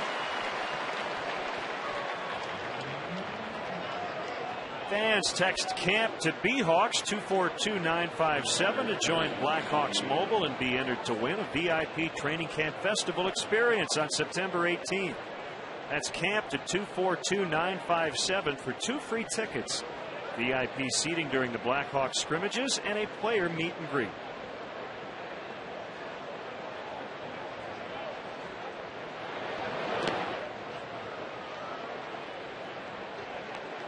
What feels worse as a hitter, regardless of the score, a strikeout or a double play ball? Casey McGee has done both today. Well, depending on the situation, each can feel really, really bad, but I'd have to go with the double play. Big 2 outs. Yeah. What if you hit a line shot at somebody and that turns into a double play? Does that feel any better? No. I mean, you know, personally, you feel like, okay, I got a good pitch to hit, I hit it hard, but results-wise, it's the same.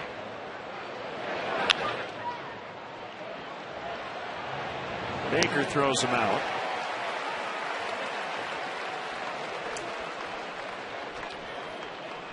I hit into my share of double plays, and they were never fun. You know, you come up there with first and third, 1 out. All you got to do is hit a ball in the outfield. Get a ball in the outfield. Hit a fly ball to the outfield and roll over and hit a grounder to third. Out of the corner of your eye, you can see that runner coming down the line at third and just hoping that something happens with the relay out there at second base to avoid the double play, but that rarely happens.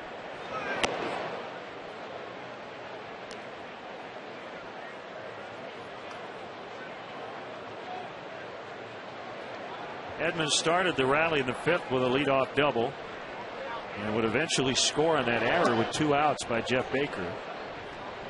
That tied it up. Then Corey Hart hit a 2-run double to give Milwaukee the lead.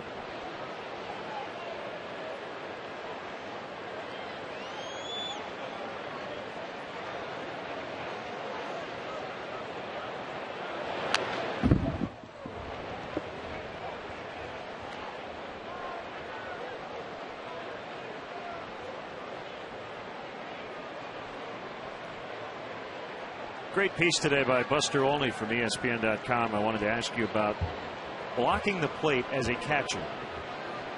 It's in reference to Carlos Santana, the Cleveland Indians, getting injured the other night on a play at the plate. And Jorge Posada, who is not a guy who's ever really liked blocking the plate.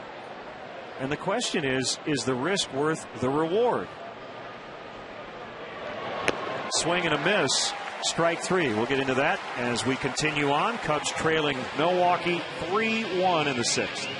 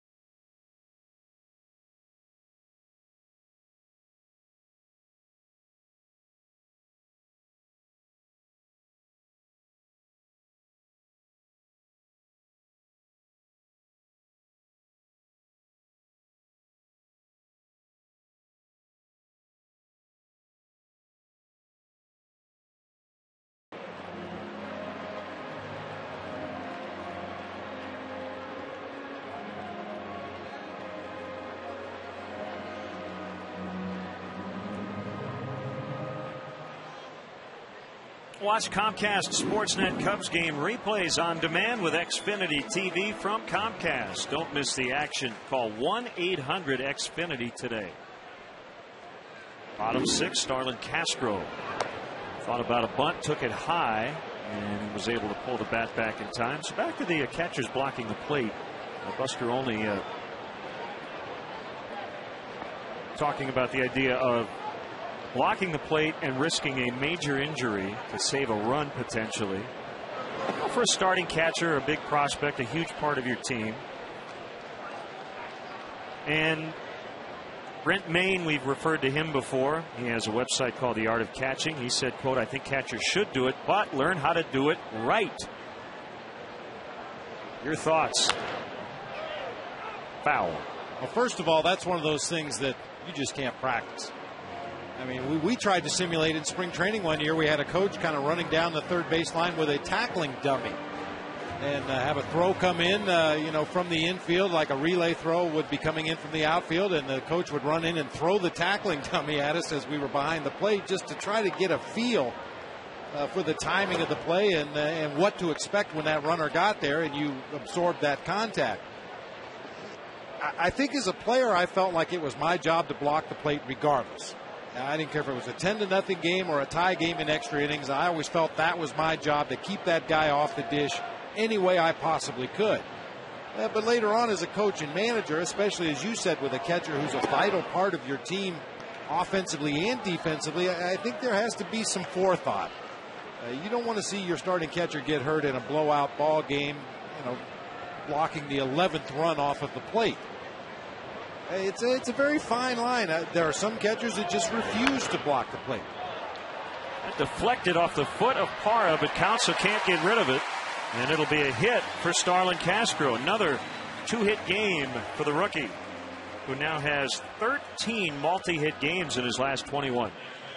I guess to put a bow on it, Len, if it was a close ball game and that run that was coming down the third base line was the tying or winning run, I don't want to see my catcher give an inch.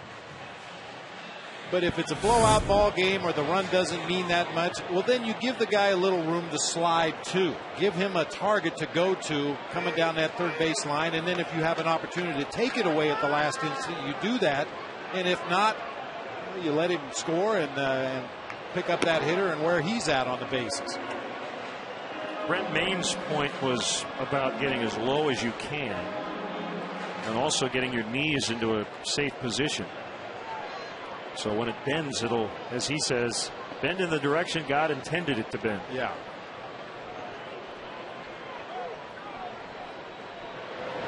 I don't think a lot of position players or runners want to run through catchers like they used to.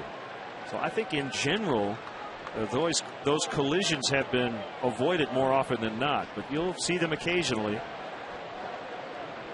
And once again, I blame a lot of it on all the player movement and the buddy-buddy thing that goes on between players on different teams. And you guys just don't want to hurt the other players. Not that you go out of your way to injure an opponent, but that plate is mine. And if you're going to step on it, you're going to have to work hard to get there.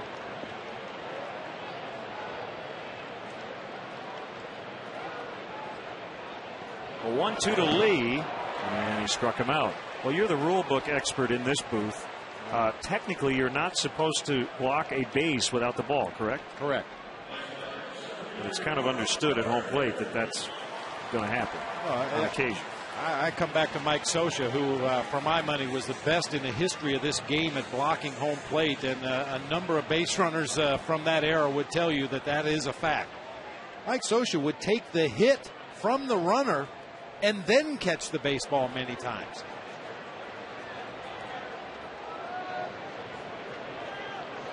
The worst one for a catcher is always that ball hit to right field. The runner's coming around third base. He's actually in foul territory as he rounds the bag at third, and you can't see him out of your peripheral vision. You have to focus on that throw coming from right field. That stopwatch in your head tells you, I got to hang in here. I know he's coming soon, but that ball is coming as well. And you take that blind hit to the left side of your body, and I suffered a number of those. But it's all part of the position, and you know that going in. Then there are those times when you have the pitcher tap dancing around third base with his jacket on, his clean uniform, and you get the throw in plenty of time and you can just drop a knee on him.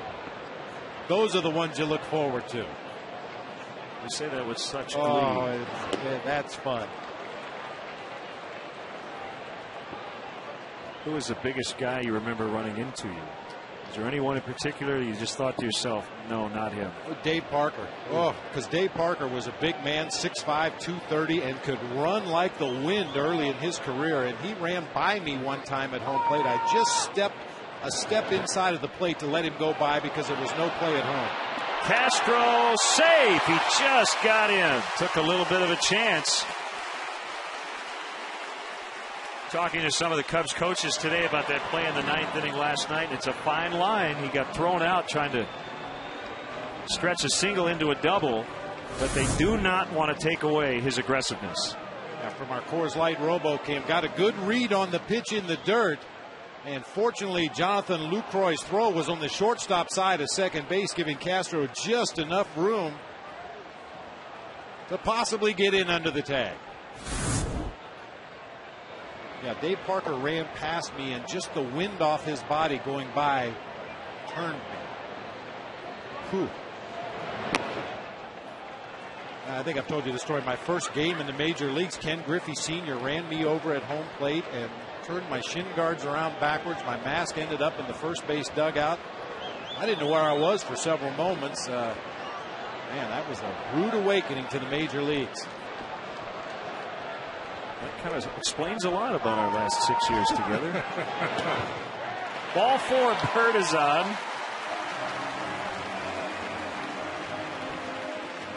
Now, this is probably the most famous home plate collision of all, the 1970 All-Star game. Ray Fosse, a bright future ahead of him as a catcher with the Cleveland Indians, just got annihilated at home plate by Pete Rose.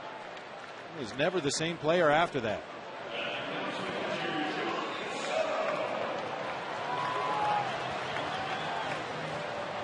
Lucroy and Weeks chatting with the starter, Manny Parra. We talked about it. Manny Parra has basically been a 6-inning starter here lately.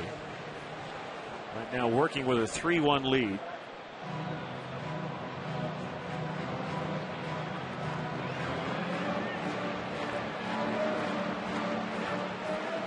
Fact, of all of his starts this season, he has not gone beyond 6 yet.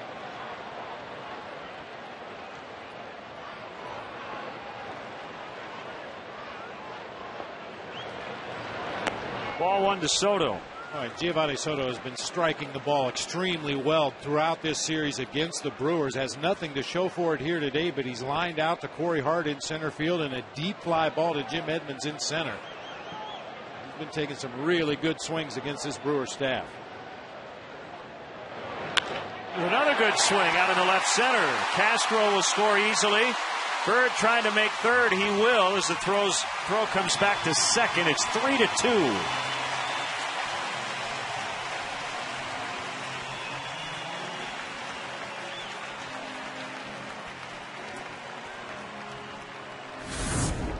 Soto continues to sting that ball. Fastball out over the plate, knee high, got the barrel on it.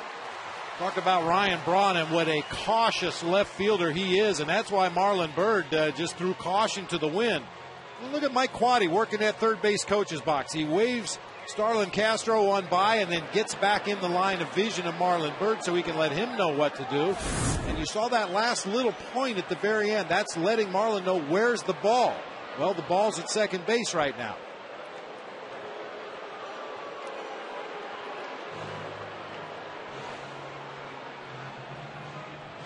Rick Peterson is out, and double-barreled action now for Milwaukee. Todd Coffey is the right-hander. Zach Braddock, the lefty. We saw both in the game last night.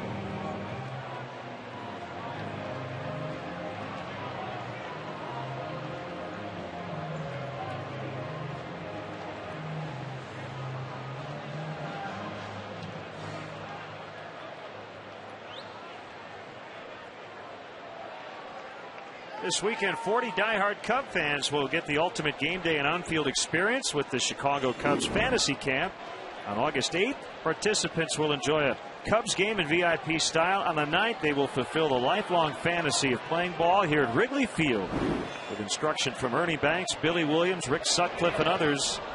Swing and a miss by Soriano. Space is limited. Time running out. Make sure you join up. 773-404-4748, or you can email WrigleyExperience@Cubs.com and do it today.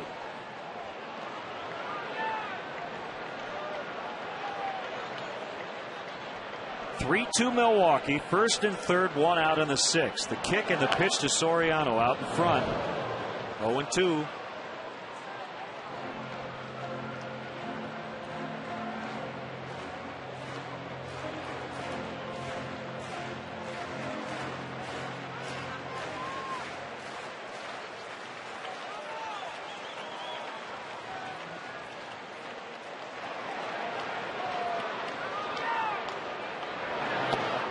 Swing and a miss. Strike three.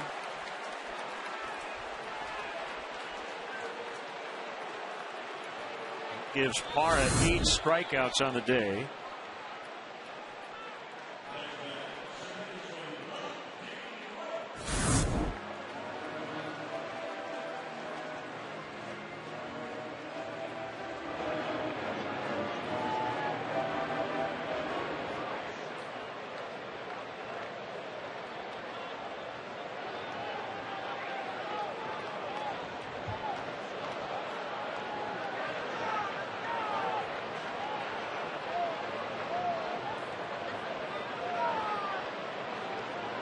Pitch to Blake DeWitt. Swing and a miss at a curveball at 77.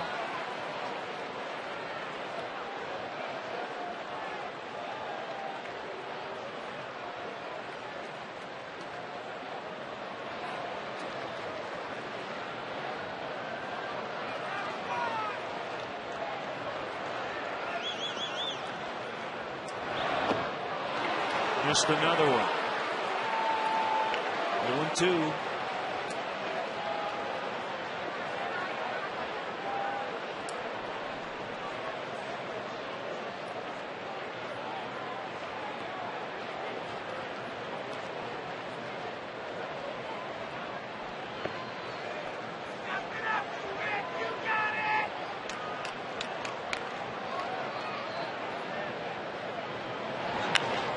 Base hit, left field. Blake DeWitt ties it up. It's 3-3. And that came on an 0-2 pitch.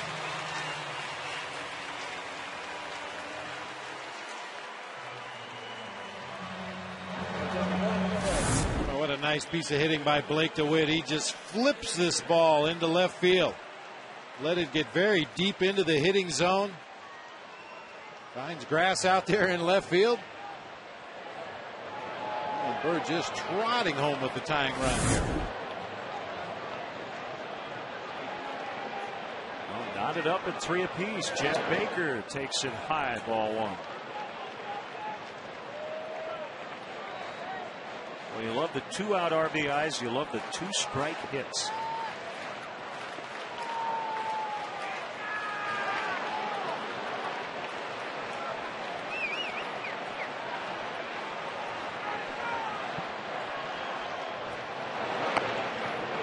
That's a strike.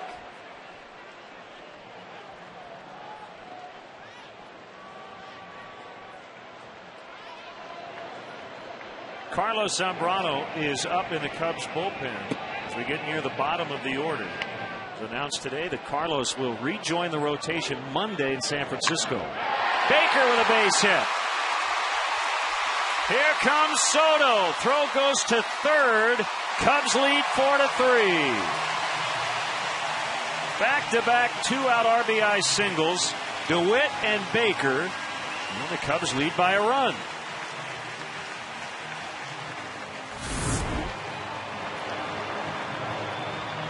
Jeff Baker picking on a pitch out over the plate, thigh high, and once again Ryan Braun playing just a couple of steps in front of the warning track. allows Blake DeWitt to go first to third on a ball hit the left field. We've seen that twice in this inning. That happens very rarely in the major leagues. Usually a base hit to center or right, you'll see a guy aggressively turn and go first to third, but not very often on a ball hit to left field.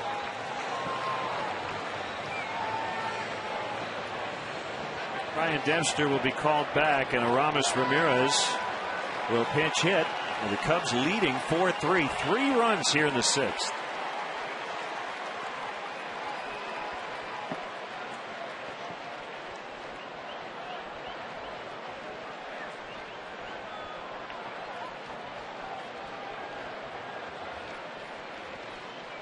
Chance for Dempster to get the win, already with 13 in his career against Milwaukee, most against any club. And already 2-0 this season.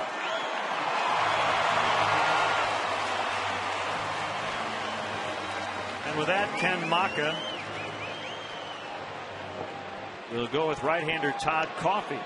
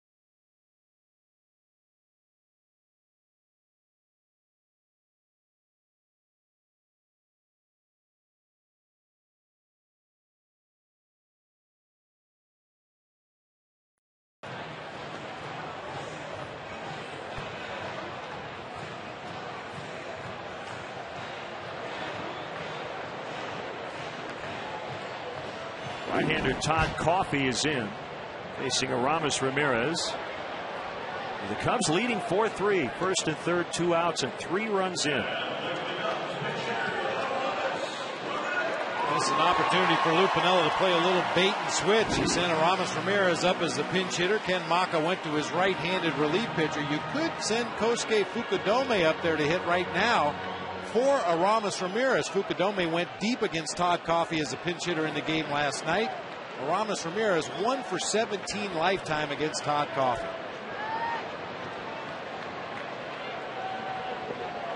Coffey gave up a home run to Fukudome last night, 2/3 of an inning. Swing and a miss on a slider. Strike 1.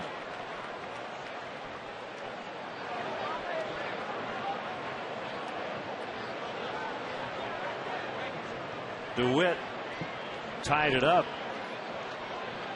with an RBI hit, and then Jeff Baker gave the Cubs their second lead today. Low and in, 1-1. We'll see Carlos Zambrano in the 7th, and then his next outing will be Monday night at San Francisco. Spot opening up when Carlos Silva was put on the disabled list. Might have some more information on Carlos Silva's situation by Friday. He's had some tests done and expects to hear more tomorrow. Deep drive for Aramis, way back, gone.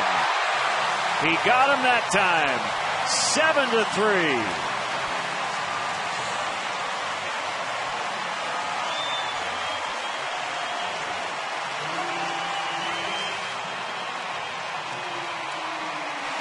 second career pinch hit home run for a guy who normally starts, and they busted it open.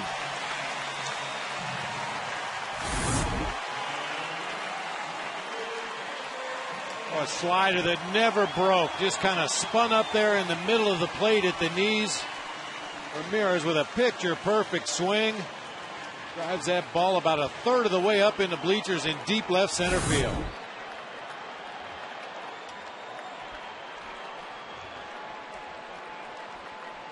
Nice to see the Cubs bat around. Colvin, the ninth hitter of the inning. 6 runs here in the 6th.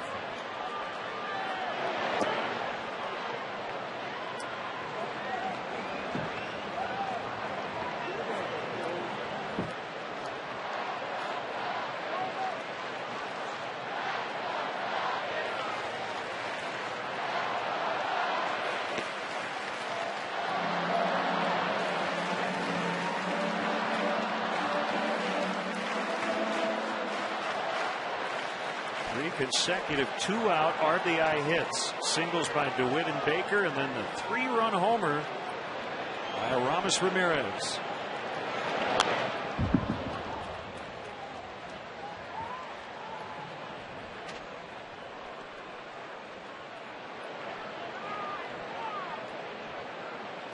Manny Parra went into this inning with a 3-1 lead. And he ended up being charged with 6 runs in 5 2/3. Ground ball that's going to be backhanded by Weeks. Nice play. Good stretch by Fielder at the other end. They get Colvin to end the inning. But the Cubs get 3 RBI singles and then a 3-run homer by the pinch hitter, Ramirez. 7-3 Cubs.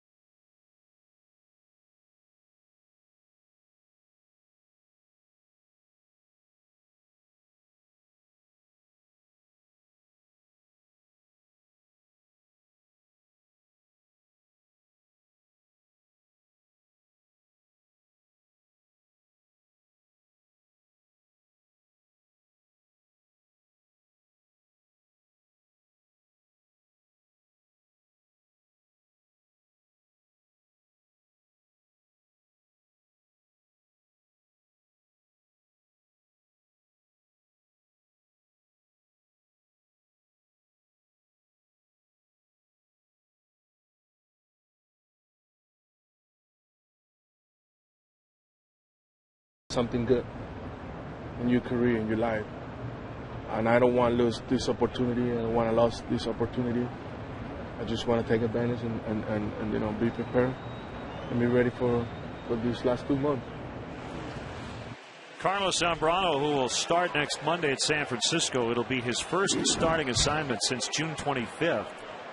And it'll be the 3rd time he has been in the Cubs rotation this season. He was the opening day starter, made 4 starts before being moved to a setup role. Back in the rotation on June 4th. 3 weeks there, then the suspended and restricted lists. This will be his 3rd relief appearance since coming back, and greeted by a Jonathan Lucroy leadoff single here in the 7th. 4-run lead for the Cubs.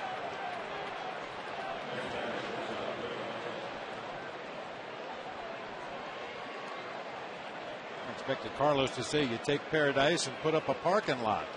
You don't realize what you've got until it's gone. That's right.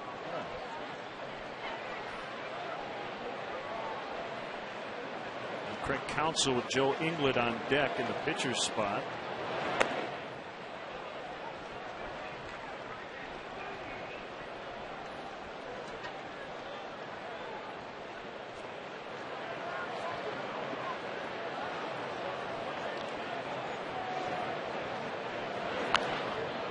Old foul by Counsell, 1-1.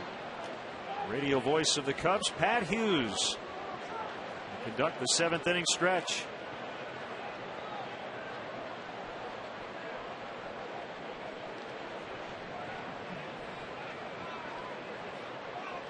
Ryan Dempster gave up 3 runs today. They were all unearned. He can qualify for the win. I also wanted to mention the Chicago Cubs cookbook, All-Star Recipes from Your Favorite Players, is going into a 2nd printing. First time around, they sold out. It all benefits the Ryan and Jenny Dempster Foundation.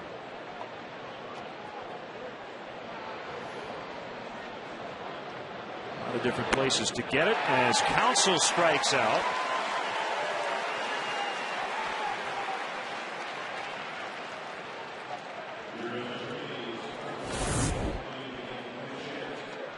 Perfectly located tailing fastball, started on the outside corner, just drifted a tad off the plate.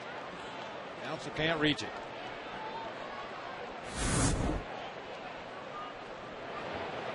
Now pinch hitter Joe Inglet, who's been excellent in this role. And he's gone 5 for 8 against the Cubs this season. In on his hands, he fouled it back. Major League leading 14 hits in the pinch.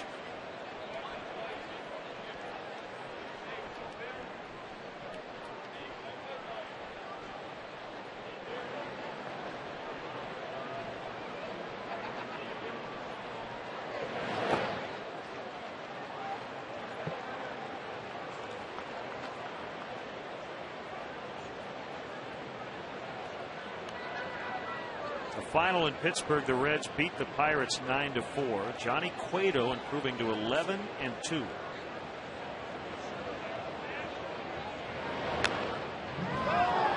Cincinnati with a full 1-game lead over the Cardinals in the division.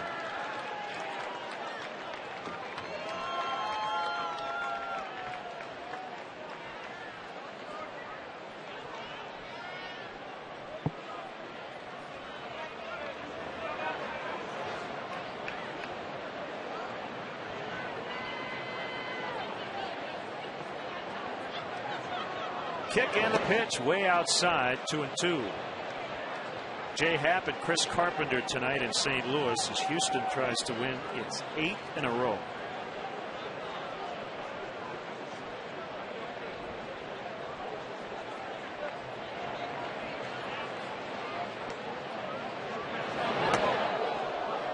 Last 2 have missed badly. It's full, 3-2.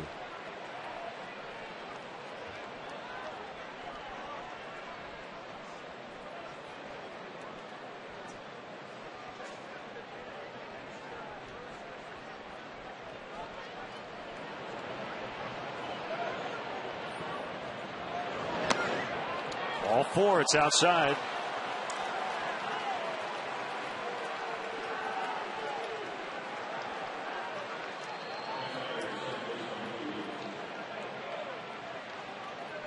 Took Carlos 53 pitches to get through 2 innings on Sunday. Again, it was more about quantity than quality, as he did give up 2 runs in those 2 innings.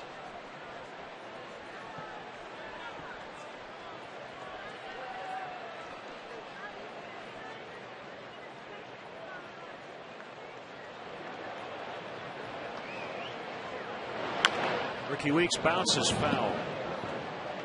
Bounces a foul down near the Cubs bullpen where Sean Marshall has begun to throw with an eye toward that 4 spot in the lineup, occupied by big Prince Fielder.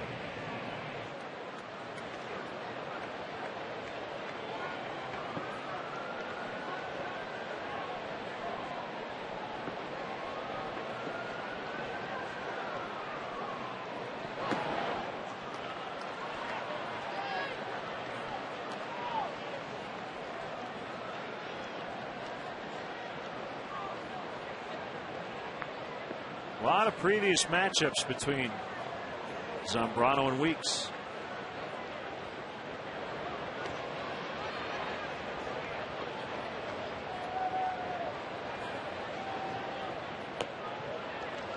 Slider missed low, 2-1.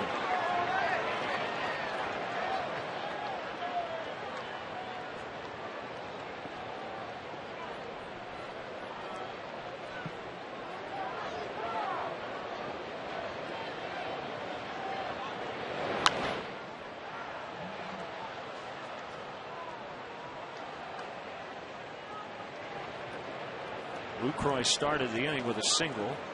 2 batters later, pinch hitter Joe Inglet took a walk. And raining off and on all afternoon. Not very hard currently. And we have not had a delay. The 2-2 to Weeks. Called strike 3 on a fastball. 2 down.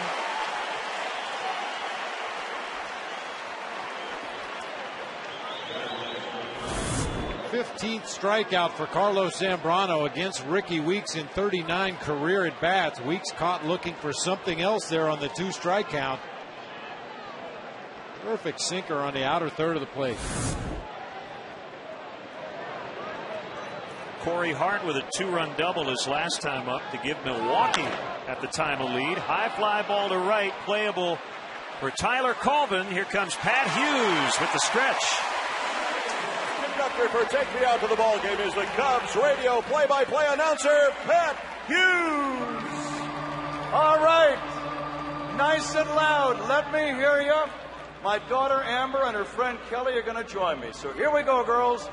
1, 2, 3. Take me out to the ball game. Take me out to the crowd. Buy me some peanuts and cracker jack. I don't care if I ever get back. It's root for the if they don't win, it's a shame. For it's 1, 2, 3 strikes, you're out at the old ball game. All right. Let's get the run!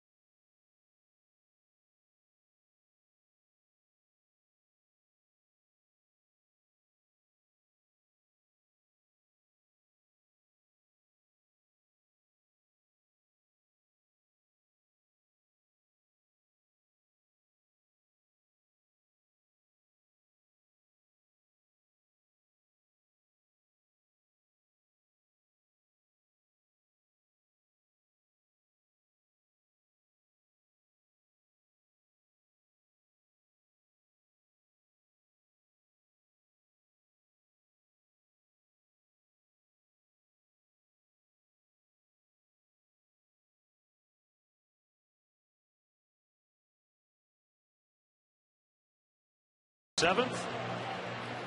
And we stole Bob Uecker away from the Brewers radio booth for a few minutes last night. Pat Hughes, a fine play-by-play man on WGN Radio, and the Cubs radio network is with us. Pat, we were talking with Bob. So great to see him back at the ballpark after heart surgery and looking good and feeling better. And as funny as ever, too.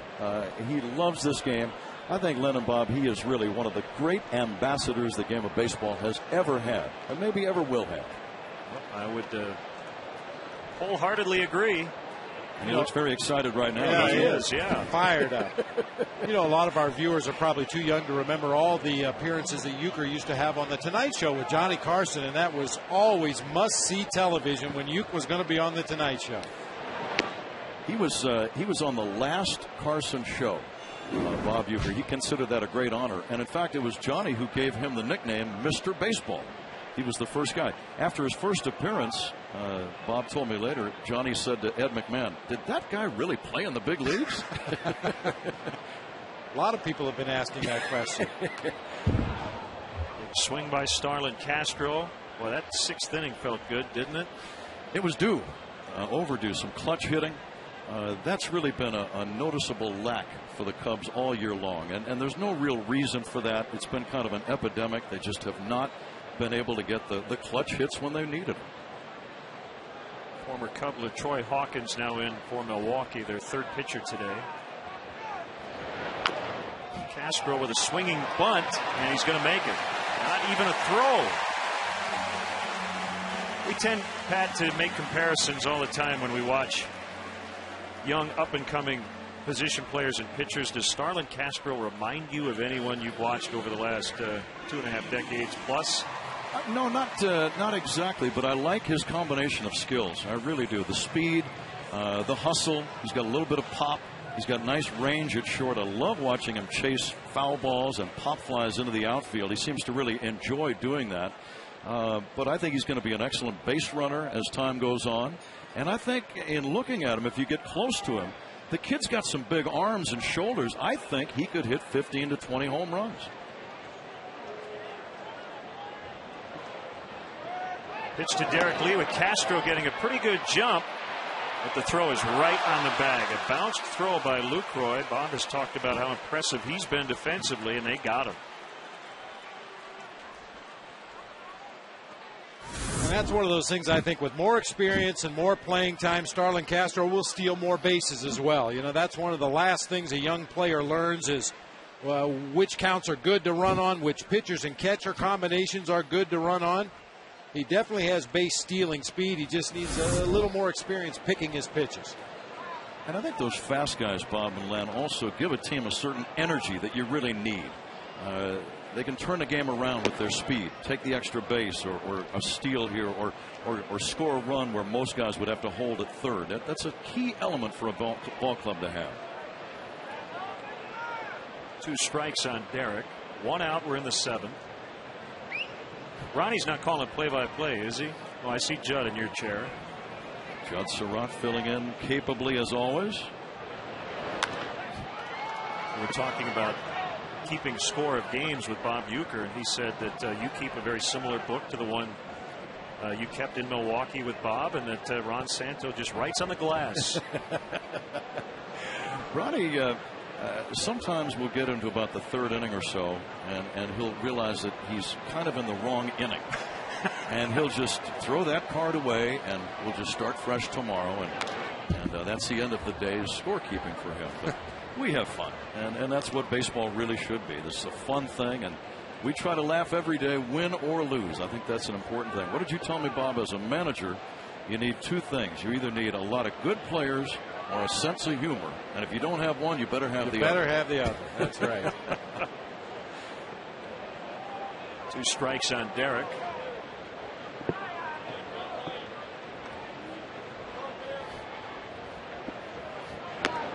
And that is outside. You know, one of your passions when you're not at the ballpark is the Baseball Hall of Fame CD series. And what do you have cooking here lately, Pat? The Baseball Voices. I'm working on Bob Prince, the gunner, the former, the late great voice of the Pittsburgh Pirates. His career ended in 1975. He was the voice of the Pirates for 28 years and a true character. It's going to be a lot of fun. It'll come out this fall. The website is baseballvoices.com, if I can sneak that in there, Len. Absolutely. A lot of people will ask us about it. Harry Carey, Bob Uecker. Those are Marty the 2. Brenneman. There's 8. I'm sorry to interrupt you, Len, but those are the 2, Uecker and Carey, where I say they're guaranteed to make you laugh out loud, because having fun and telling stories and the funny things they've done on the air, that's a big part of their careers. And so I tried to put that into the CDs as much as I could. With Bob, it was a challenge because he's done so much in the entertainment world aside from baseball. In fact, Bob, you can appreciate, as a former big league player, there's no ex-big league player who's had a career anywhere close to you.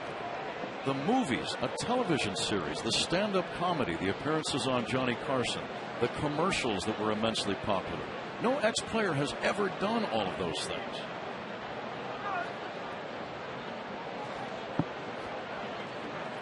Comes a 3-2 to Derek, and he hits it foul. Keep this at bat alive. Cubs out hitting the Brewers 8-4, big 6-run 6th. You know, Bob Uecker had 2 of his career 14 homers right here at Wrigley Field. 1 off Fergie Jenkins, the other off Kenny Holtzman. I was asking him last night, I said, where did the homer against Fergie go? He said, well, they've put a building up there now.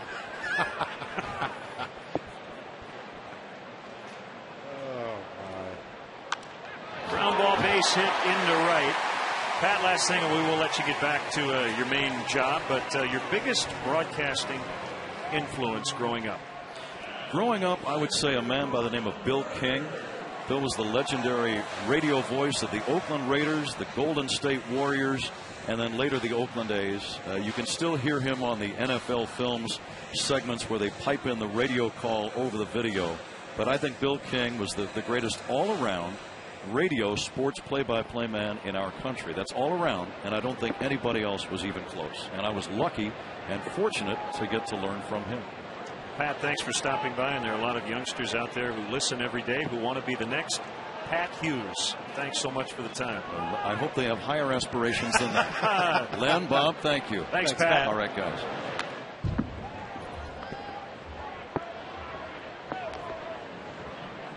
One strike on Marlon Byrd.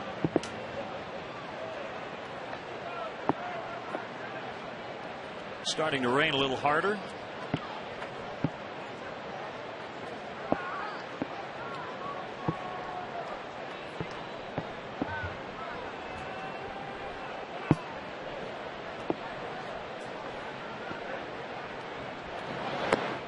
And that's low and away. 1 ball, 1 strike.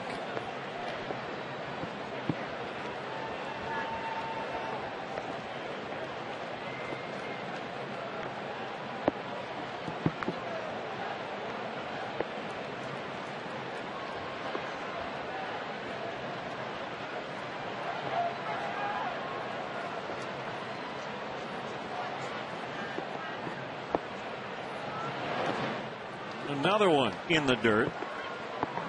It's 2-1 on Byrd. Back-to-back hits to start the inning. Castro was erased, trying to steal second.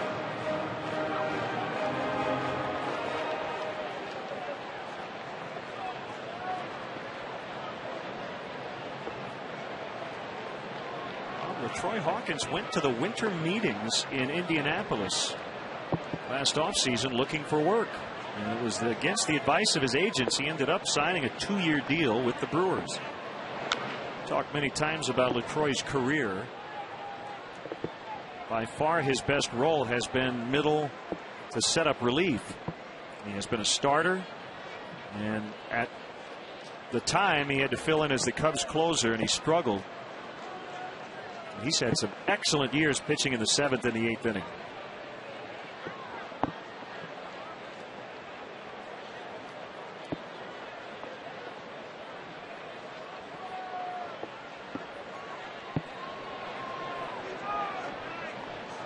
.37 years old. And Byrd rockets one past Craig Counsell into left.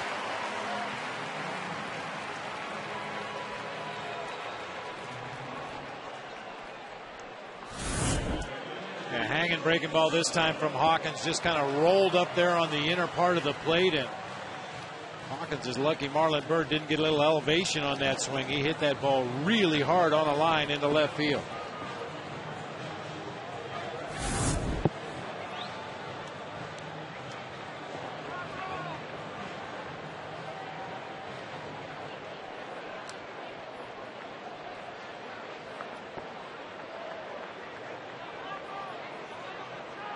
Troy from nearby Gary, Indiana, 7th round pick of the Minnesota Twins in 1991.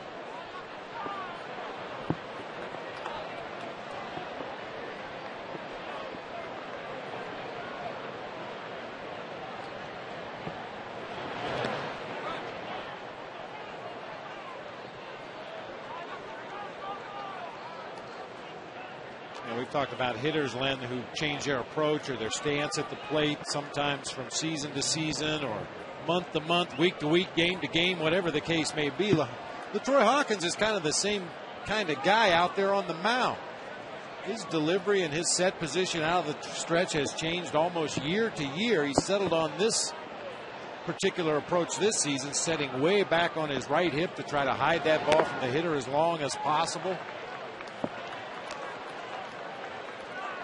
A lot of times that's the influence of pitching coaches as well. You'll have a guy that comes in and thinks he can tweak your mechanics just a little bit to improve your stuff or add an extra mile or two on your fastball, a little better break on your breaking pitches if you try to do something differently. And that delivery constantly evolving for LaTroy Hawkins. Having trouble throwing strikes here. 3-0. David Risky is up.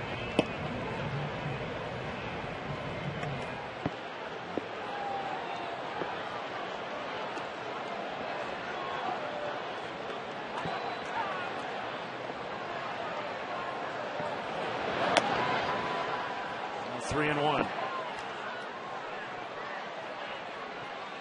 Going to see Sean Marshall in the eighth as he continues to loosen in the Cubs bullpen. Scoreless seventh for Carlos Zambrano.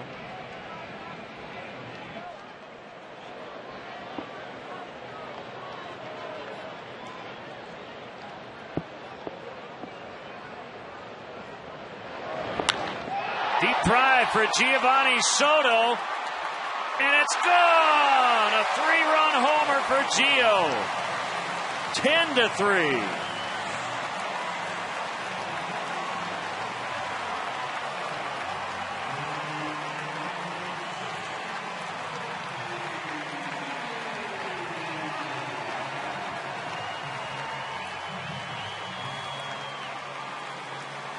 Boy, is he locked in. He has hit the ball hard just about every at-bat in this series. An elevated belt-high fastball out over the plate on the 3-1 count. Nice, easy, controlled swing by Gio, but he gets the barrel of the bat on the ball and rides it out of here into the front row in left center field. Couple of three-run homers for the Cubs over the last 2 innings. 9 runs combined in the 6th and 7th.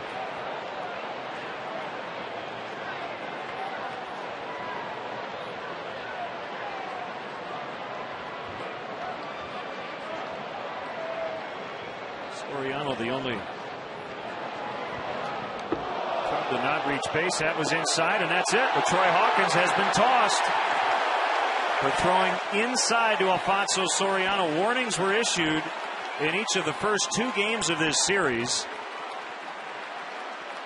And Hawkins working too far inside for Tom Hallion's taste.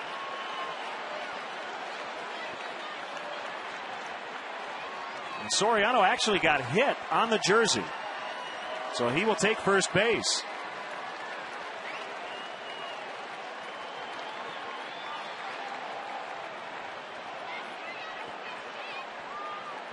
A lot of frustration on the part of the Brewers, even though they won the first 2 games of this series. Ken Maka feels that his team, specifically Ricky Weeks and Prince Fielder, have been targeted by opposing pitchers throughout the season. Now Maka's getting fired up.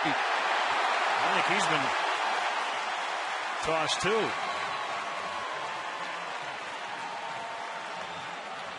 There's no question. You could read Tom Hallion's lips. First pitch was up and in. The second one clipped Soriano on the jersey after giving up a 3-run homer.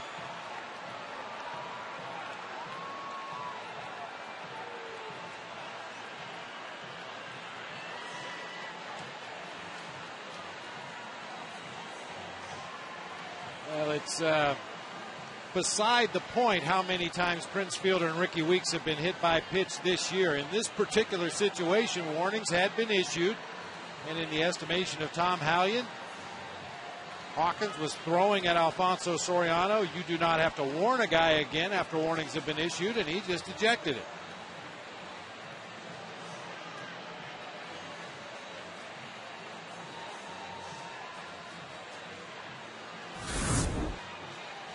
Remember, the first pitch was up and in. This one came far enough in just to catch a piece of Soriano's jersey. And then Tom Hallion said that's enough.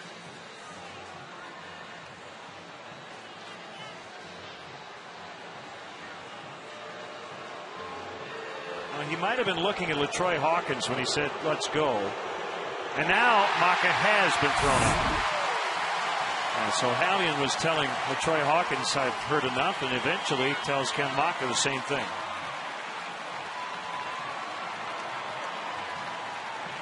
Now, part of that may have been a stalling tactic to allow David Risky enough opportunity to throw some more warm-up pitches down in the bullpen, but ultimately Maka will join LaTroy Hawkins up in the clubhouse.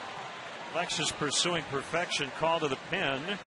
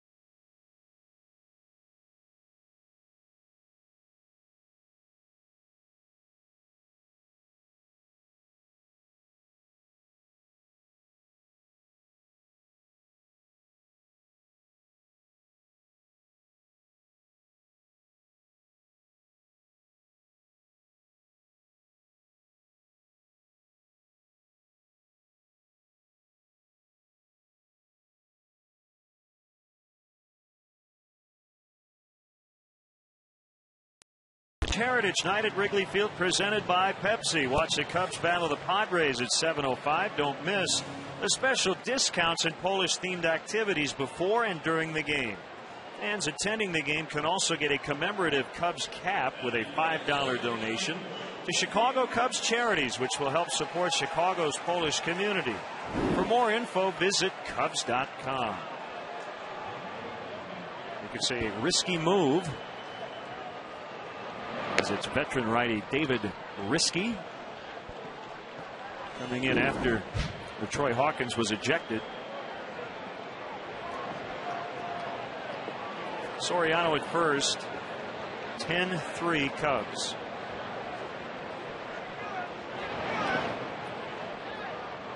One and one on Blake DeWitt. Came up with a big game tying single in the 6th. Risky, returning from Tommy John surgery, was reinstated from the DL on June 8th. Had the surgery on June 2nd of 09. So this just pretty much a calendar year. A little bit more than that. Lofted out of foul. Off to the right. 1-2 on DeWitt.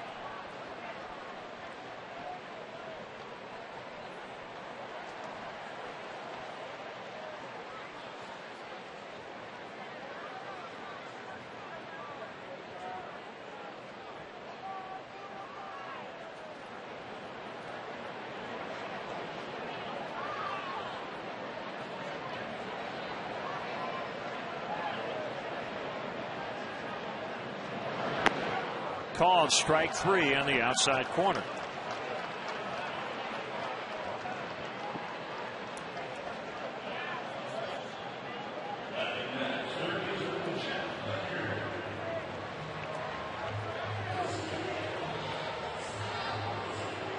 Now with 2 outs, it's Jeff Baker.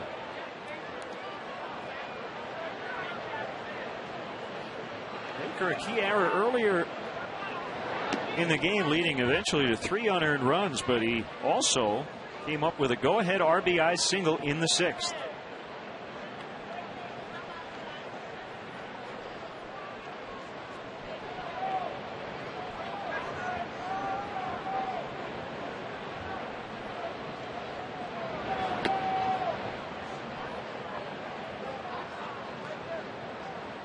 Another great thing about the game of baseball, it will give you opportunities to redeem yourself. Because you have a bad defensive play doesn't mean it has to ruin your whole afternoon. You have 1 bad at bat, it doesn't mean you have to have 4 bad at bats. You're going to get other chances throughout the course of that 9-inning ball game to make up for any mistakes that you may make earlier in the game.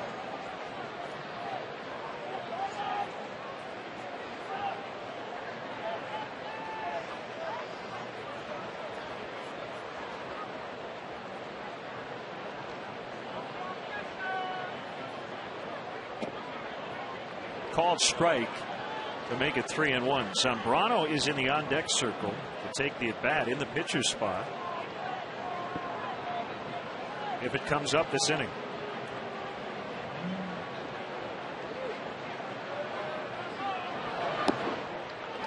And Baker walks.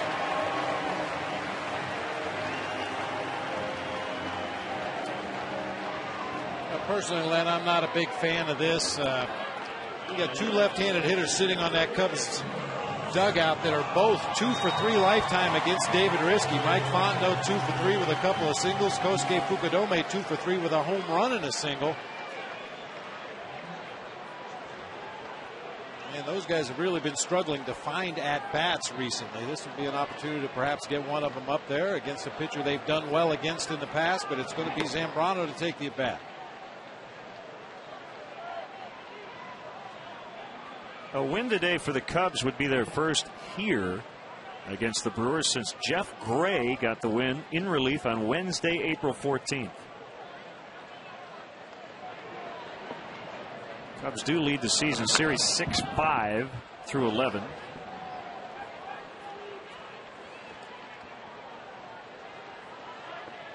One more series meeting. That'll be September 10th through the 12th in Milwaukee, where the Cubs have gone 4-2.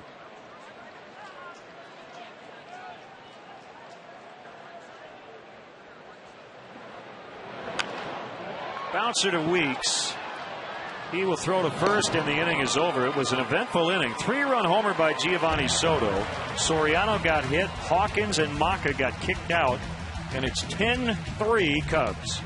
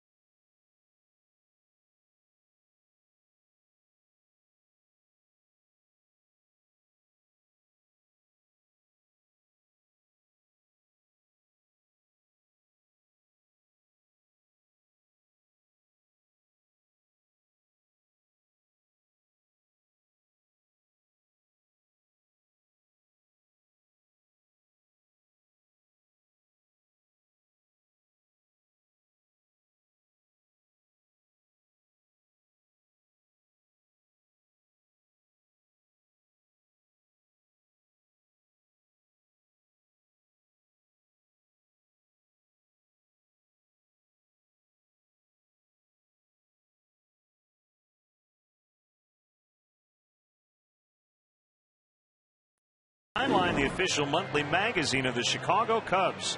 Vineline offers exclusive insider coverage and photography all year long. Visit the Vineline blog at Cubs.com for extra content and order today.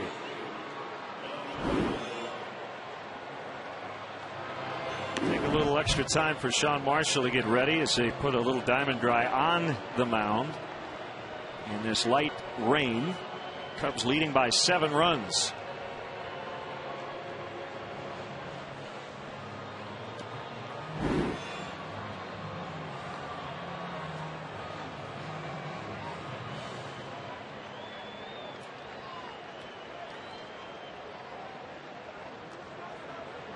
Well, we don't know if the LaTroy Hawkins pitches were intentional, but if they were, it was at the end of it.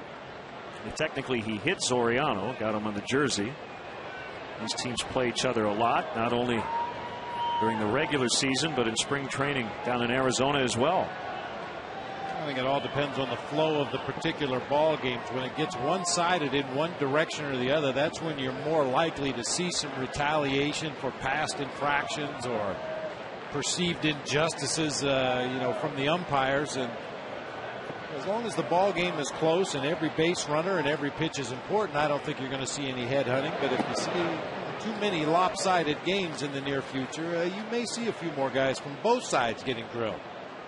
There's not a lot of love lost between these two teams.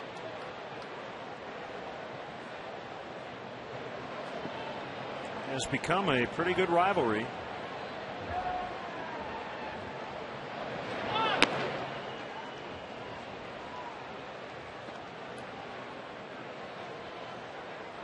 With a 3-run fourth, that has been it.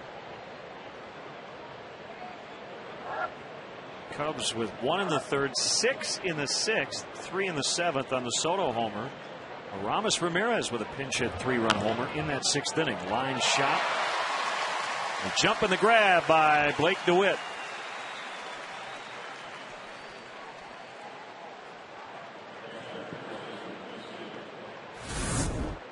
We mentioned at the top of the show, Braun has been trying to go the opposite field a lot in this series, something that he apparently had not been doing leading up to this series, but that time it's right at Blake DeWitt at second base.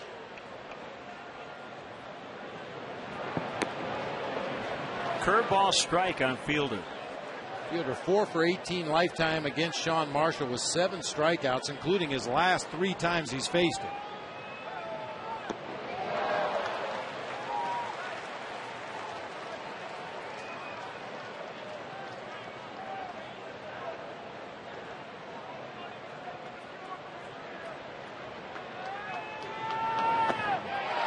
swings and misses. Marshall strikes out fielder.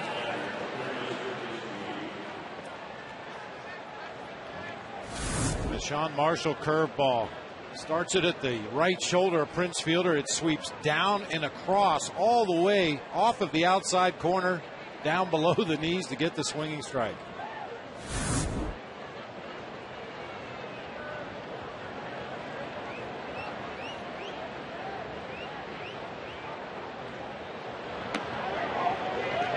Backdoor curve, strike one on McGee.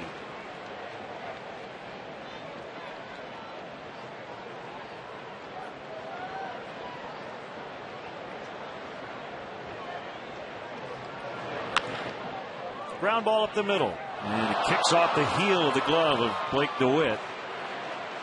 That'll be an error on DeWitt. Kind of got in between whether to backhand or get in front of it. Went with a backhand and it kicked up on him.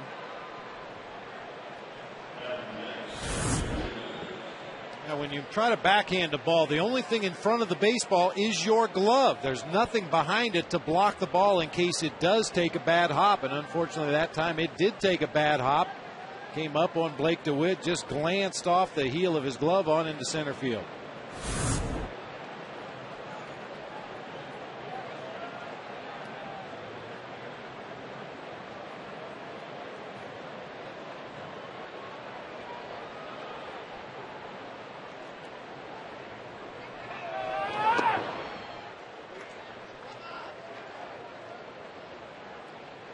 One and nothing on Jim Edmonds. Lee playing behind McGee at first with a 7-run lead.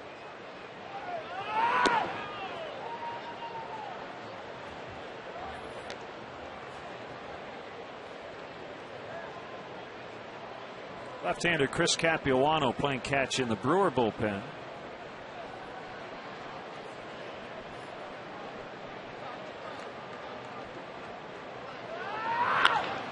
And a base hit pulled into right.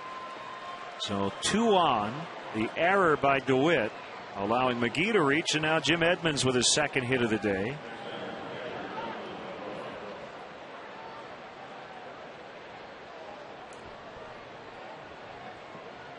I don't think there's any argument that Sean Marshall's one of the toughest left-handed relievers in the National League. He's had himself an outstanding season. We've showcased that big breaking ball. Jim Edmonds is now 4 for 5 lifetime against Sean Marshall with a couple of walks.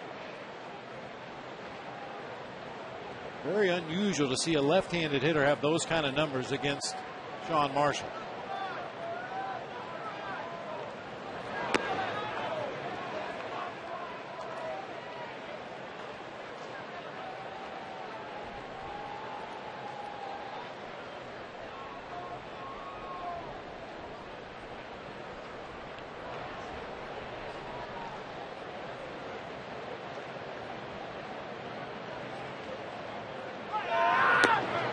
One and one.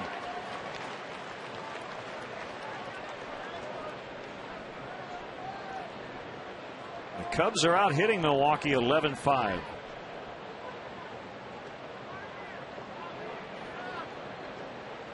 They've hit 3 home runs. Colvin, Ramirez, Soto.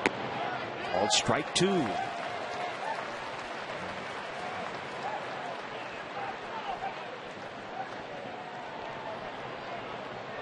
Sean Marshall went in the 6th round in 2003 out of Virginia Commonwealth.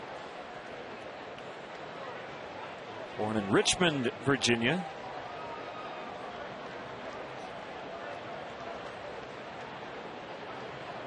Jumped from Double-A to the majors in 2006.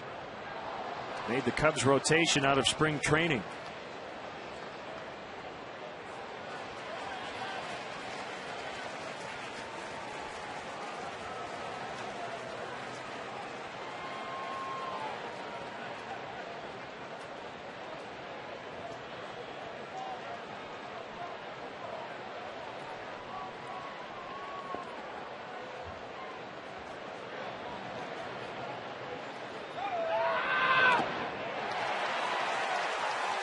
And he got him,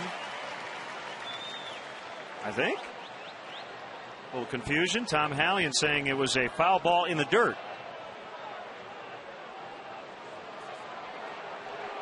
Lou Piniella coming out. He's asking for some help from the first base umpire, Ron Culpa, who probably had a better angle. Yep.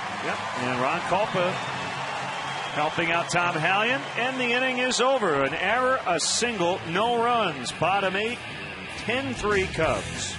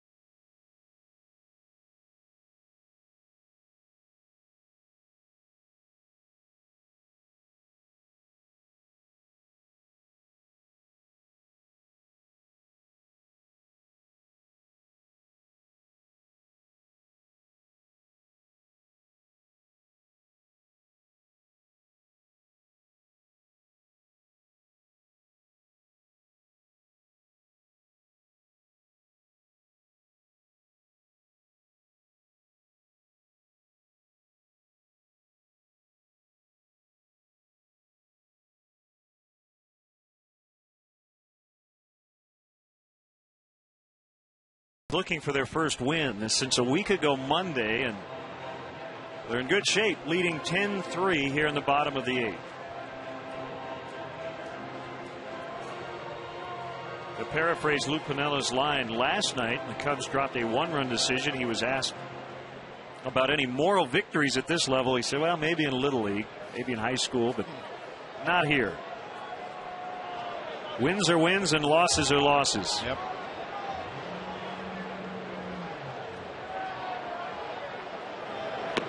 So David Risky, who came on in the bottom of the 7th and got the final 2 outs, will also work here in the 8th. Off day tomorrow, so I don't know if Lou wants to use his closer to get an inning. It's not a huge deal.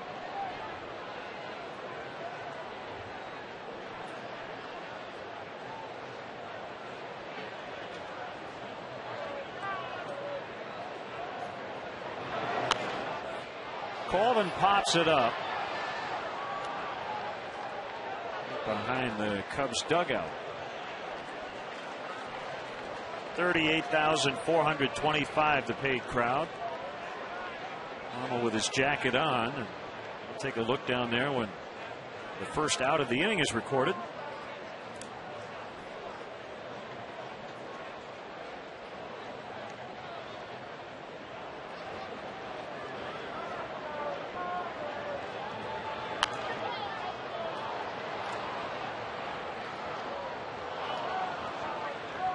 Big plans on your off day other than grouting your tub? How did you know? It's about that time of the year. Well, like everybody else in Chicago, I'm just hoping for great weather tomorrow. Get out amongst them, take a power walk through the zoo.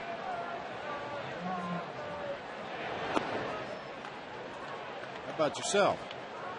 Grouting the tub? Yeah. Yeah, same. Love to get outside.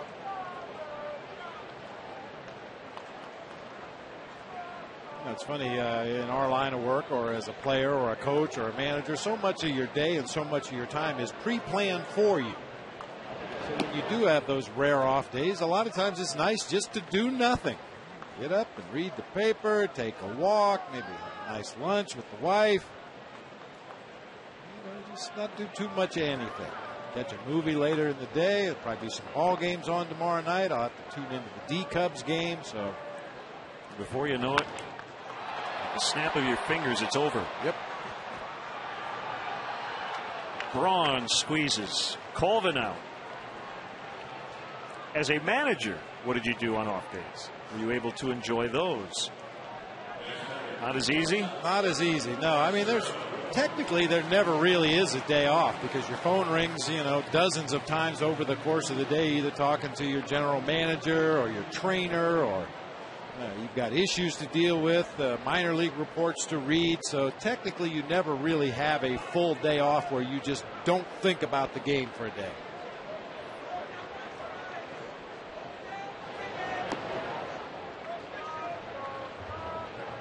Always issues with the ball club that you'd like to improve a little bit, or try to think of ways that you could make a player better or make a situation with your team better.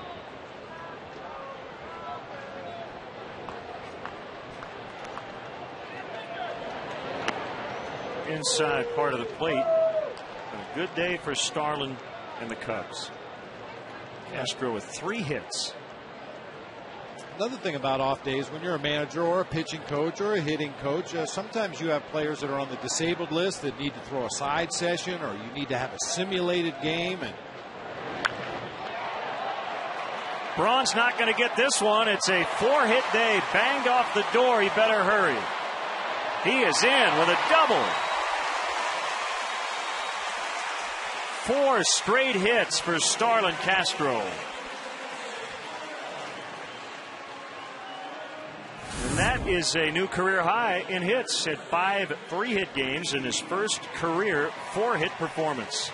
Boy, that's a nice approach on a breaking ball that stayed up in the strike zone. He got the front foot down, but his hand stayed back. He waited on the ball and drove it into the gap in left center. And once again, just like he did on his triple back in the 3rd inning, he determined that was going to be an extra base hit right out of the batter's box.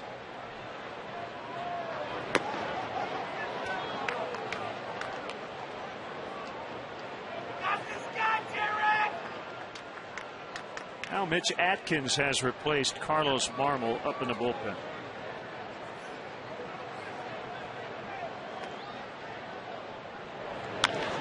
Lee drives it the other way. Corey Hart lumbering over. He can't get it. Castro will score. Lee pulls up with a double.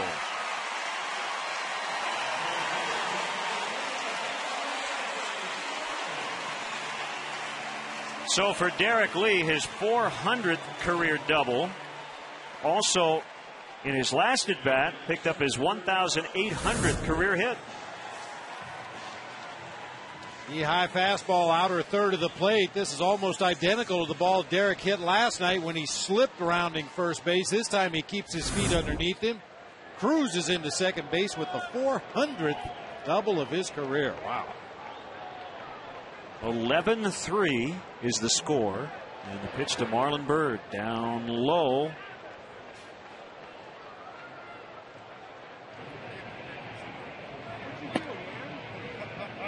Mitch Atkins, as we mentioned, is up. Derek is 10 RBIs away from 1,000. Earlier this year reached his 300th home run. Just passed the 1,000 run mark.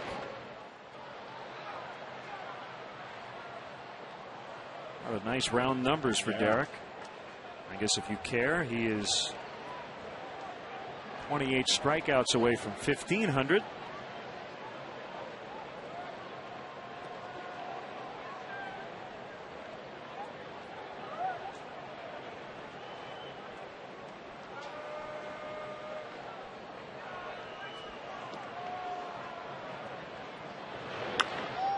Marlon Byrd elevates, but this one not going to fly as Braun will catch it.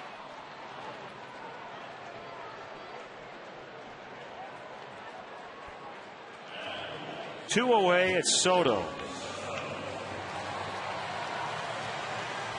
Giovanni Soto is probably one Cub that wishes there were not an off day tomorrow. He has really been swinging the bat well. His first 2 outs were hard hit balls, followed by a single, and then the big 3-run homer in the 7th inning. I'll tell you, when you're 1 for your last 27, you can't wait for those off days to roll around. But when you're hot at the plate, you'd rather just keep rolling.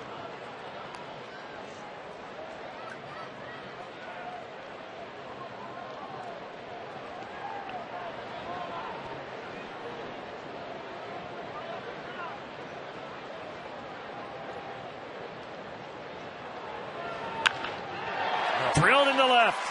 Derek Lee will score to make it 12-3. 5 RBIs over his last 3 at-bats. Giovanni Soto, what a day.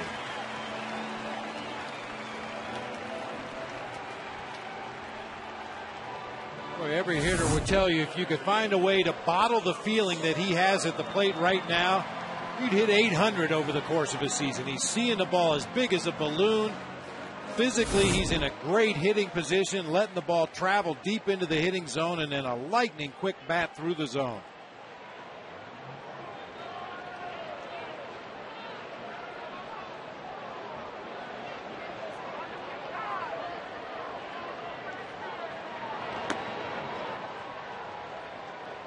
Called strike on Soriano.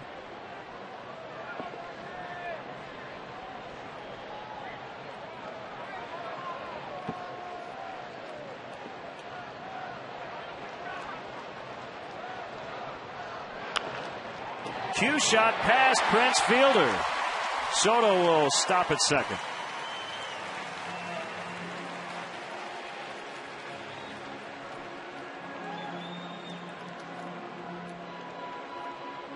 With that base hit by Alfonso Soriano, everybody now on the board for the Cubs. He was the only offensive player to not have a base hit in this game, and now he has joined the parade. Bench coach Willie Randolph, the acting manager, after Ken Maka was ejected. He's going to make a change. Former starter Chris Capuano now in the bullpen. It's the Lexus pursuing perfection call to the pen. 12-3 Cubs in the 8th.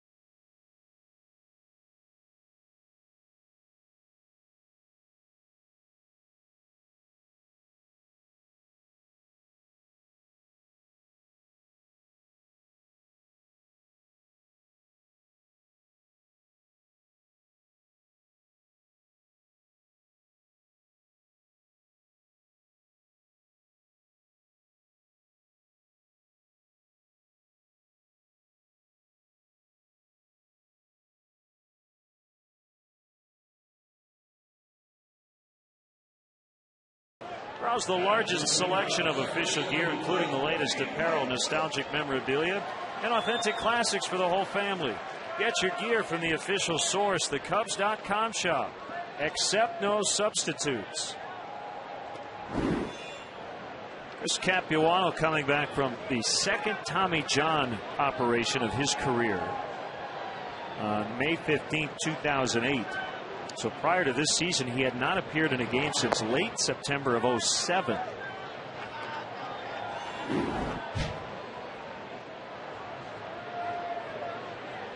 numbers in 12 previous games this season. He was an 18-game winner in 05. Then it dropped to 11 in 06, 5 games in 07. Then, as you mentioned, 08 he did not pitch at all and only pitched in a few rehab games in 09. Was an all-star in 06.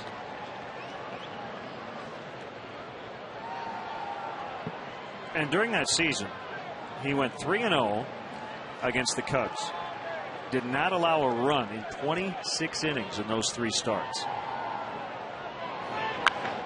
Blake DeWitt, deep to right. Into the basket, a home run. The third 3-run shot for the Cubs today. And for Blake DeWitt, his first homer as a Cub. Why, this team able to vent a little frustration today with 15 on the board.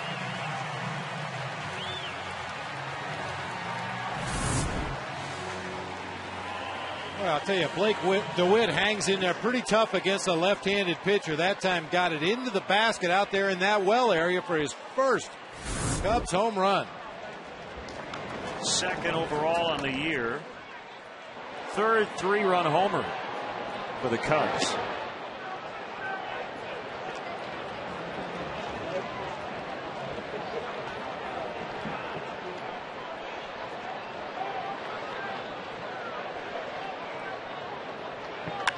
Jeff Baker lines hard right at Jim Edmonds. You said it, trying to bottle this up and take it into the weekend against the Reds.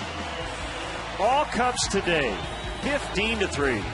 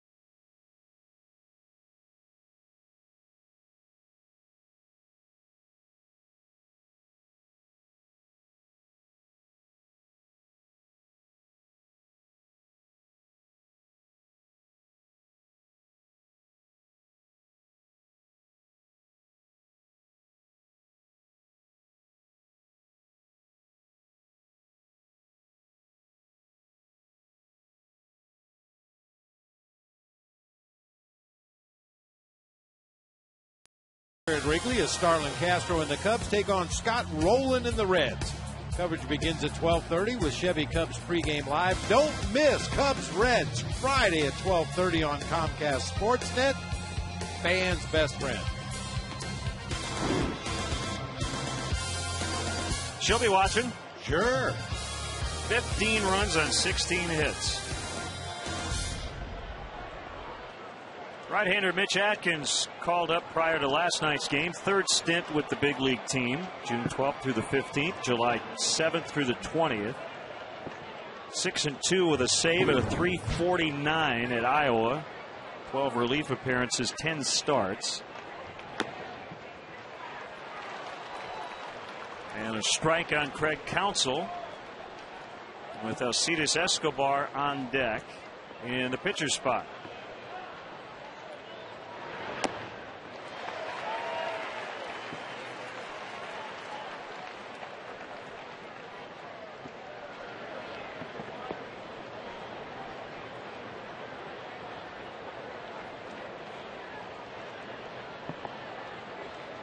Raining again. never did have to pull out the tarp once we started at around 120. Field's still in excellent shape. 3 hours later. Swing and a miss, strike 3.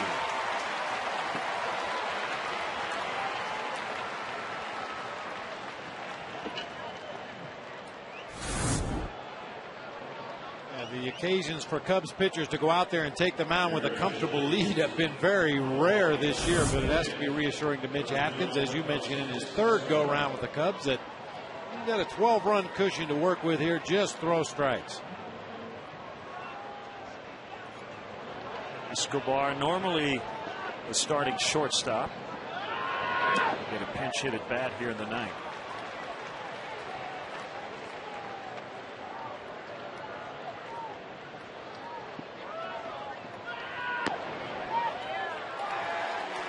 Oh, 0-2.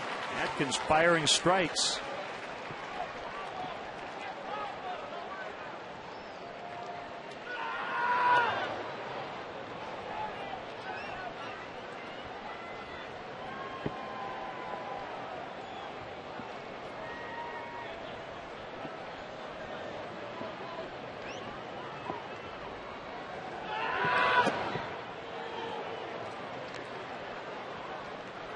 Two and two.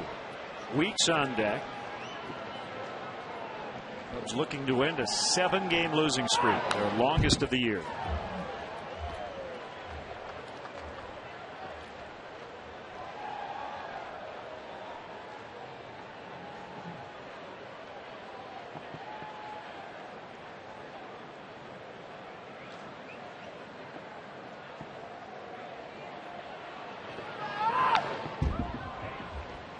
Escobar hanging in there. Rockies lost to the Giants last night, but leading 6-1 in the top of the 7th today. It's a big one for the Rockies. They're 6.5 back in the wild card, behind the Giants. Ted Lilly got the win last night for the Dodgers in his LA debut. 7 innings, 1 run, a solo homer in the first, 2-1 the final. So he's still not getting run support. It must be him. Punched out into right center, Escobar, and he's going to take at least another bag as Colvin couldn't handle it. Escobar on his way to third, and he'll get in. A single and a 2-base error on Colvin.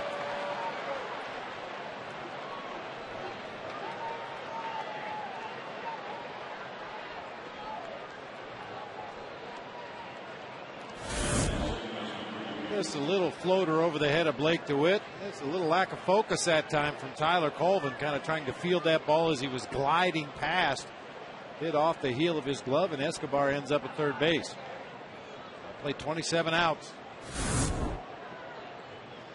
In that game in Colorado, Carlos Gonzalez has 2 home runs, giving him 23 on the year.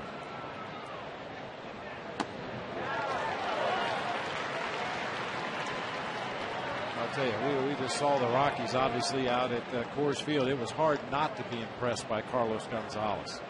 Man, what a good looking young player. Ubaldo Jimenez on the mound today. Pretty good chance he's going to get his 17th win.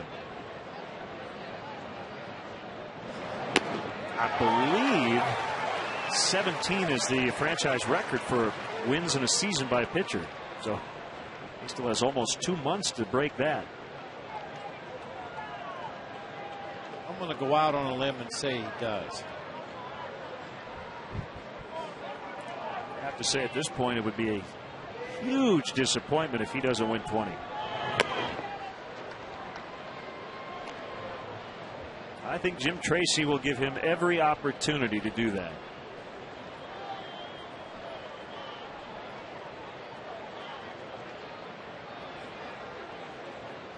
Pitching the Reds over the Pirates, 9-4 a final. A-Rod hit his 600th as the Yankees beat Toronto 5-1. Phil Hughes is 13-4. He beat Sean Markham.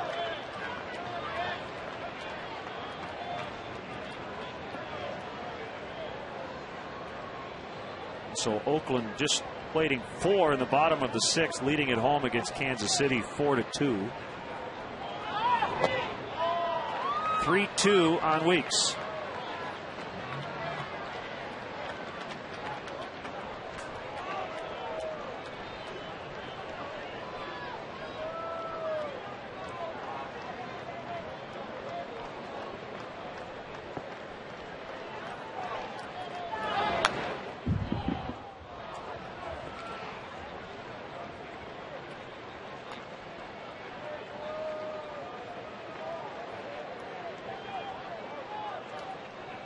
I should have asked you why you had it pulled up there, but Ted Lilly got any hits?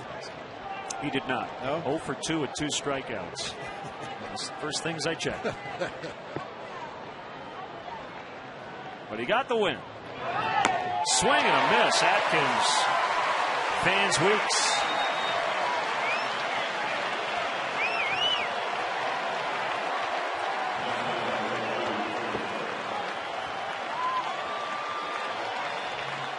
Tip of the cap to the fans for sitting through a drizzly rain throughout most of the afternoon. At times a little harder than others, but a lot of smiles around the ballpark today. Swing and a miss by Corey Hart.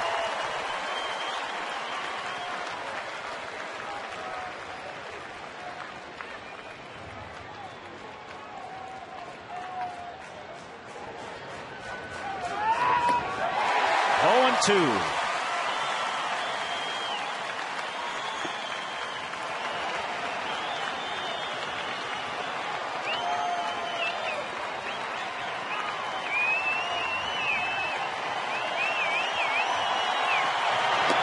Cubs win. Atkins strikes out Corey Hart, and the 7-game losing streak is now history. They pound out 16 hits, score 15 runs. And as has been the case all year, when the Cubs hit home runs, they win. 10 of the runs coming on 4 home runs. Especially 3-run homers. Those seem to help a lot. Just a great approach today by everybody on the offensive end, and a solid, if not spectacular, start today from Ryan Dempster.